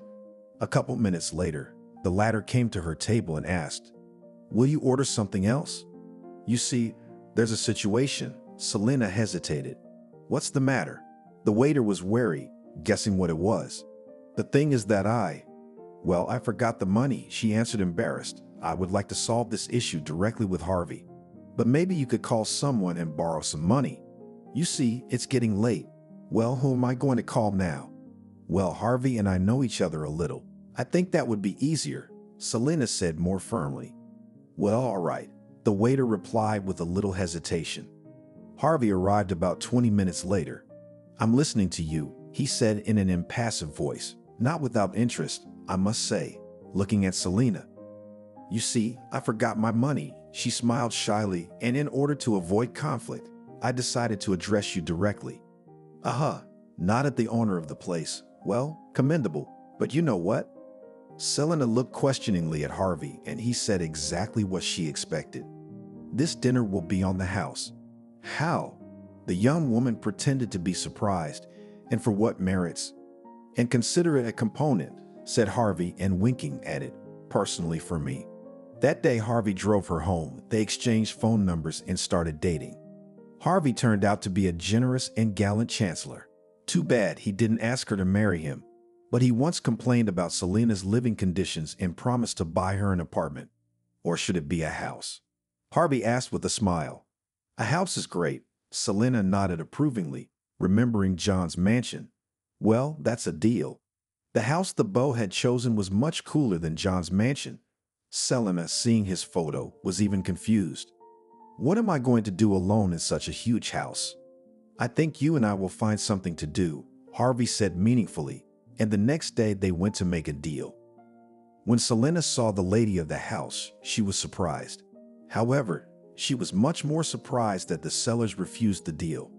At first, Selena thought it was because of her, but Harvey convinced her otherwise, and then she thought it was strange too. After a couple of shots of delicious liquor, the young woman felt sleepy. Selena gladly laid down on the cool silk sheets and instantly fell asleep. The next morning, she received a call from Harvey. "Kitten, what have I found out?" he exclaimed. "Yes," trying to make her voice sound indifferent, Selena said. "And what did you find out?" "According to rumors, there might be a treasure hidden in this house." "What nonsense?" snorted the young woman. "Maybe it's nonsense, maybe it's not. The thing is, there were legends about this house. Rumors, perhaps. Either way, it should all be checked out." Selena sighed. Truth be told, it didn't sound very plausible. But what the hell was the point? There's no smoke without fire. "Evan, I have a feeling someone's been in the house," Angelica told her husband. "Why would that be?" Evan asked. "When I left for work yesterday, I closed the window. When I came home this evening, the window was open. But maybe you hadn't closed the window after all," he suggested. "Evan, do I look like an old sclerotic?" "Well, why would you look like an old sclerotic? Maybe you meant to close the window, but in your haste, you forgot and you thought you closed it." "Maybe so," Angelica said, but there was no hint of confidence in her voice. She remembered perfectly well that she had closed the window. 3 days after this conversation, Evan was forced to take his wife's words more seriously. He noticed that the very closet behind which the secret door had been moved. But Evan remembered that he had pushed the closet in quite tightly. Something was telling him. Was this related to their attempt to sell the house? Why? There was only one theory that came to mind, and Evan didn't like it. Before she went to bed, Angelica said to her husband, "Evan, can't we get rid of these jewels? Well, we lived without them. Now you're a successful businessman. Things are going well, and maybe you think you were looking for jewelry too." He sighed. There was no point in playing the silent game when it was obvious. "And how do you propose I get rid of them?" Evan asked, puzzled. "And then don't forget that we didn't sell the house because of them. Business is business, but you can't get by without a financial cushion these days." "I understand," sighed the young woman, "but I can feel it in my bones that these jewels will bring us a lot of problems. So turn them into money. What's the problem? In fact, my father left them to us as an inheritance, didn't he?" So, Angelica sighed again. "But somehow it's all. I don't even know how to explain it. I'll put it this way. I have a bad feeling about this. Why don't we donate it to some orphanage or hospice?" "Angelica, I'll let you in on a secret. I do too. But then we have to do something about it. Without them, we can't afford to keep the house. You know that." "I think I know what to do," Angelica said slowly. Well, it's really not a big deal. Harvey, I have found out everything," excitedly exclaimed Harvey, the man who from time to time rendered Harvey specific services. "There is a secret door in this house." "Well, and the treasure that has been talked about, does it really exist?" "The room behind the secret door was empty," the handyman said. "Apparently the treasure had been hidden away, if it was there at all. So why the hell are you saying you found out? And come back as soon as you know something concrete." "Understood," Harvey nodded nonchalantly. "Come on," Harvey grimaced and waved his hand. "It's obvious what's been stashed away," he thought. Harvey could feel in his bones that there was a treasure. But was it in the house now? Everyone in John's house was sleeping peacefully. Only Julia was awake.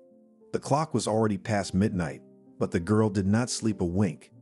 It had been 3 months since Julia had fallen in love with a boy who came to the parallel class from another school.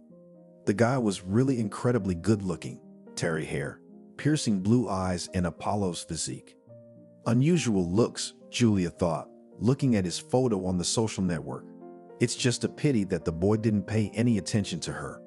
And why would he need Julia, when this dama was chasing almost the whole female half of the school? She, of course, God had not hurt her looks either, but one girl more, one less for such a handsome boy obviously did not matter. Under such unhappy thoughts, Julia, hoping to fall asleep, slowly drank a glass of milk, and suddenly she was horrified to see how 2 men in dark clothes and masks approached the cellar, where they kept pickles, jams, and homemade wine. In the hands of one of the intruders was a pluck, with which he skillfully broke the lock, after which the men climbed inside. With horror, the girl could not move from her seat. It suddenly seemed to Julia that if she did so, the criminals would hear, and then, shrieking with terror, the girl ran toward her parents' bedroom, where she ran into Billy. "You heard the rustling from the cellar too?" whispered his brother. "And even saw everything," Julia whispered back in a tragic voice. "I was sitting in the kitchen, and there were 2 men there, and they, from excitement and fear the girl began to stammer, but still finished. "There were 2 men in the cellar. So what are we waiting for? We have to wake up the parents and call the police," the boy said firmly, and banged on the door of Evan and Angelica's bedroom. The first to wake up was the mother. She had been a restless sleeper lately. "What's wrong?" Angelica asked in a sleepy voice. There's someone in the cellar," the son whispered excitedly. Julia called the police. "Already?" laughed Evan, who also woke up and stretched his eyes. "But Mr. Harvey can't wait to get his father's jewels." "So they're in the cellar now?" Billy exclaimed. The wail of a police siren prevented the parents from answering. All 4 of them went downstairs. "Did you call the police?" one of the officers asked. "Yes," nodded Evan. "What happened?" "There are 2 criminals in our cellar right now," replied the homeowner. "Where is the cellar?" Over there, Evan pointed, and the law enforcement officers rushed in that direction. Hey, is there anyone here? One of the policemen shouted, and the other shone a flashlight into the cellar. There were two men lurking in the corner. Come out at once, shouted the policeman, and the intruders had no choice but to obey. Archie, Catherine, and Elizabeth came down into the hallway. Why can't you sleep? Angelica asked, more for the sake of order. You can't sleep, Archie muttered. What's the matter? I think it's obvious, Evan grinned. People came for the jewelry. So they're in the cellar? Patience, boys, replied the father in a mysterious tone, and at that moment one of the policemen entered the house and invited the couple to come with them. So, who sent you? Asked the investigator Anthony, but the criminals were silent as fish. Who is the customer? I asked. The thieves continued to remain silent. Do you have any idea who it could be? The investigator turned to the couple. Actually, I do, Evan nodded. It's probably Harvey, the owner of the restaurants. Are you sure? Yes, we recently planned to sell the mansion and he was the only potential buyer. Of course, theoretically, it could be anyone, but I don't believe in such coincidences. So Anthony asked, turning to the night spies again, is it really Harvey? You realize it's going to come out. I told you not to sign up for this, muttered one of the criminals, and Angelica only then noticed that the boys were still young, not much older than Julia. I wonder what made them do it, she thought. So it was really Harvey? The investigator repeated his question. Yes, admitted the second intruder. The couple arrived home in the morning. The kids were awake. They were hungry for details. There's nothing to tell, shrugged the head of the family. Those bastards were sent by Mr. Harvey. But they will be used as witnesses in the case. Why? Julia asked. They're just young kids, Evan said. What did they have to do with anything? They weren't even Harvey's people. They were just kids. Kids from dysfunctional families who wanted to make what they thought was easy money. How would they know there was fake jewelry in the cellar? Fake? The children exclaimed in unison. Exactly, smiled Angelica. When it became clear to the Mallorys that someone was looking for the secret door and obviously the jewelry, they decided to take emergency measures. Angelica took cheap costume jewelry imitating diamonds, pearls, and other precious stones, and the couple substituted the originals for glass. Well, and the real jewelry is in a safe deposit box at the train station. She finished her story with a smile. It was all our mom's idea, Evan said, putting his arm around his wife. Her idea. Mom is our head. Elizabeth yawned. Well, ahead, said Angelica modestly. Let's go to bed. It's 6 o'clock in the morning. Thank God, tomorrow is Sunday. Harvey, asked the policeman, a representative man in a luxurious satin robe, who had just brewed a good portion of coffee. Yes, that's me, nodded the restaurateur. What can I do for you? You are under arrest on a charge of organizing a crime, replied the policeman nonchalantly. What nonsense, exclaimed Harvey. I am a respected man in the city, a businessman, not some thief in the law. One doesn't prevent the other, said the second policeman nonchalantly, and added, Harvey, you'll have to come with us. You have 10 minutes to pack. I want a lawyer. One phone call was not canceled, the police officer noted. After hearing about the arrest of a high-profile suitor, Selena was ready to throw down. It's that damn tutor again. How long would that thing stay in her way? Selena knew it was pointless to retaliate. She would only hurt herself. The young woman was not involved in this case, so it was better not to wait the storm while it was still quiet. It's better to look for a new wealthy man. She's not getting any younger. You should go to work, said Veronica. Well, you're a smart woman. Aren't you tired of waiting for the weather? Who needs me with a criminal record? Selena sighed. I'm certainly not going to get a job in my specialty. They were sitting in a summer cafe on the seafront, and Selena noticed that her friend was looking around, probably afraid that some of her husband's men will catch her with an ex-con. She thought with a wry chuckle, and she wasn't far from the truth. It's unlikely that you'll get a job in your specialty, Veronica nodded, but you could get a job in a bar or a kitchen worker. Selena interrupted irritably. Thank you for your good advice, or I wouldn't have guessed without you. Well, suit yourself. I'm sorry, but I have to go. Her friend resolutely got up from the table and walked away. Selena knew they would never see each other again. What if I go abroad? A thought struck her, by the way. I have some money, enough for the first time. And here, it seems, I have nothing to catch. Did you not know that this house has long been rumored to have a treasure in it? Incredulously asked the investigator during the pre-trial conversation. Even I had heard about it. No, Evan replied, all we know is that my father bought jewelry and, as it turned out, put it in a chest. Not all of the jewelry was purchased by your father, Anthony said. A few pieces were lying there much earlier. The house had originally belonged to a rich merchant, then to some other people, and when they died it had been empty for several years. Tell me, please, do we have to pay something for finding these ornaments? Angelica inquired. A tax for some percentage. By law, you have to pay for something that didn't belong to you, Anthony explained. But as I explained, it's only a few pieces, and a special investigation will reveal which ones, so you won't lose too much. That's not the point, Mallory said with a sigh. We just wanted to keep things fair. You know, we're even planning to donate some of the money from the jewelry sale to the orphanage. Well, it's the right thing to do, said the investigator approvingly. You'll do a really good deed. And I, for my part, will try to make sure that you pay the minimum. The producer-restaurateur got 5 years in prison. They were glad that justice had been served, but that's all. There was no gloating at all, except that there was anger at the thought of a grown-up, respectable man using young, stupid boys to do his evil deeds. It's because of such Harvey and his kind that young people stumble, Evan sadly stated. He remembered how many years ago he had been framed and wondered how many unjustly convicted people there were. As the couple walked out of the courthouse, Evan suddenly asked, Angelica, do you remember your father and mother's wedding? Of course I remember, she replied with a smile. But why do you ask? Because I want to suggest that you do the same. Let's get married. This is a very serious step, Angelica said slowly, looking at her husband intently. Evan exclaimed, I think we have proved to each other and to everyone who knows us that we are not serious. So what about the wedding? Are you in? Yes, whispered the woman, and tears of happiness glistened in her beautiful and so dear eyes. The small, recently renovated village church was still covered with greenery. But the landscape became even more luxurious, because now, after many years, it was ennobled by landscape design.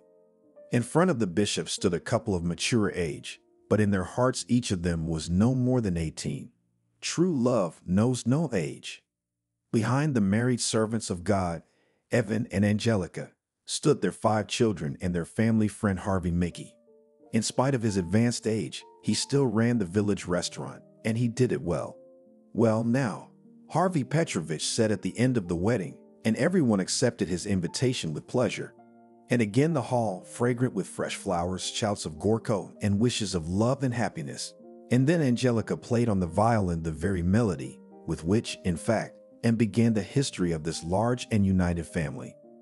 Somewhere out there on the earth, Selena was wandering in search of another rich man, and restaurateur Harvey was serving his sentence.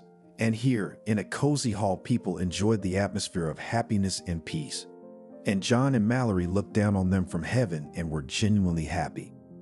Now the late entrepreneur John could be at peace. The mansion with the secret would never be sold, and its walls would be voiced by more than one more child's voice. Thank you for watching this video to the end. Subscribe to the channel. Like it, write comments if you like the story, and see you on the channel.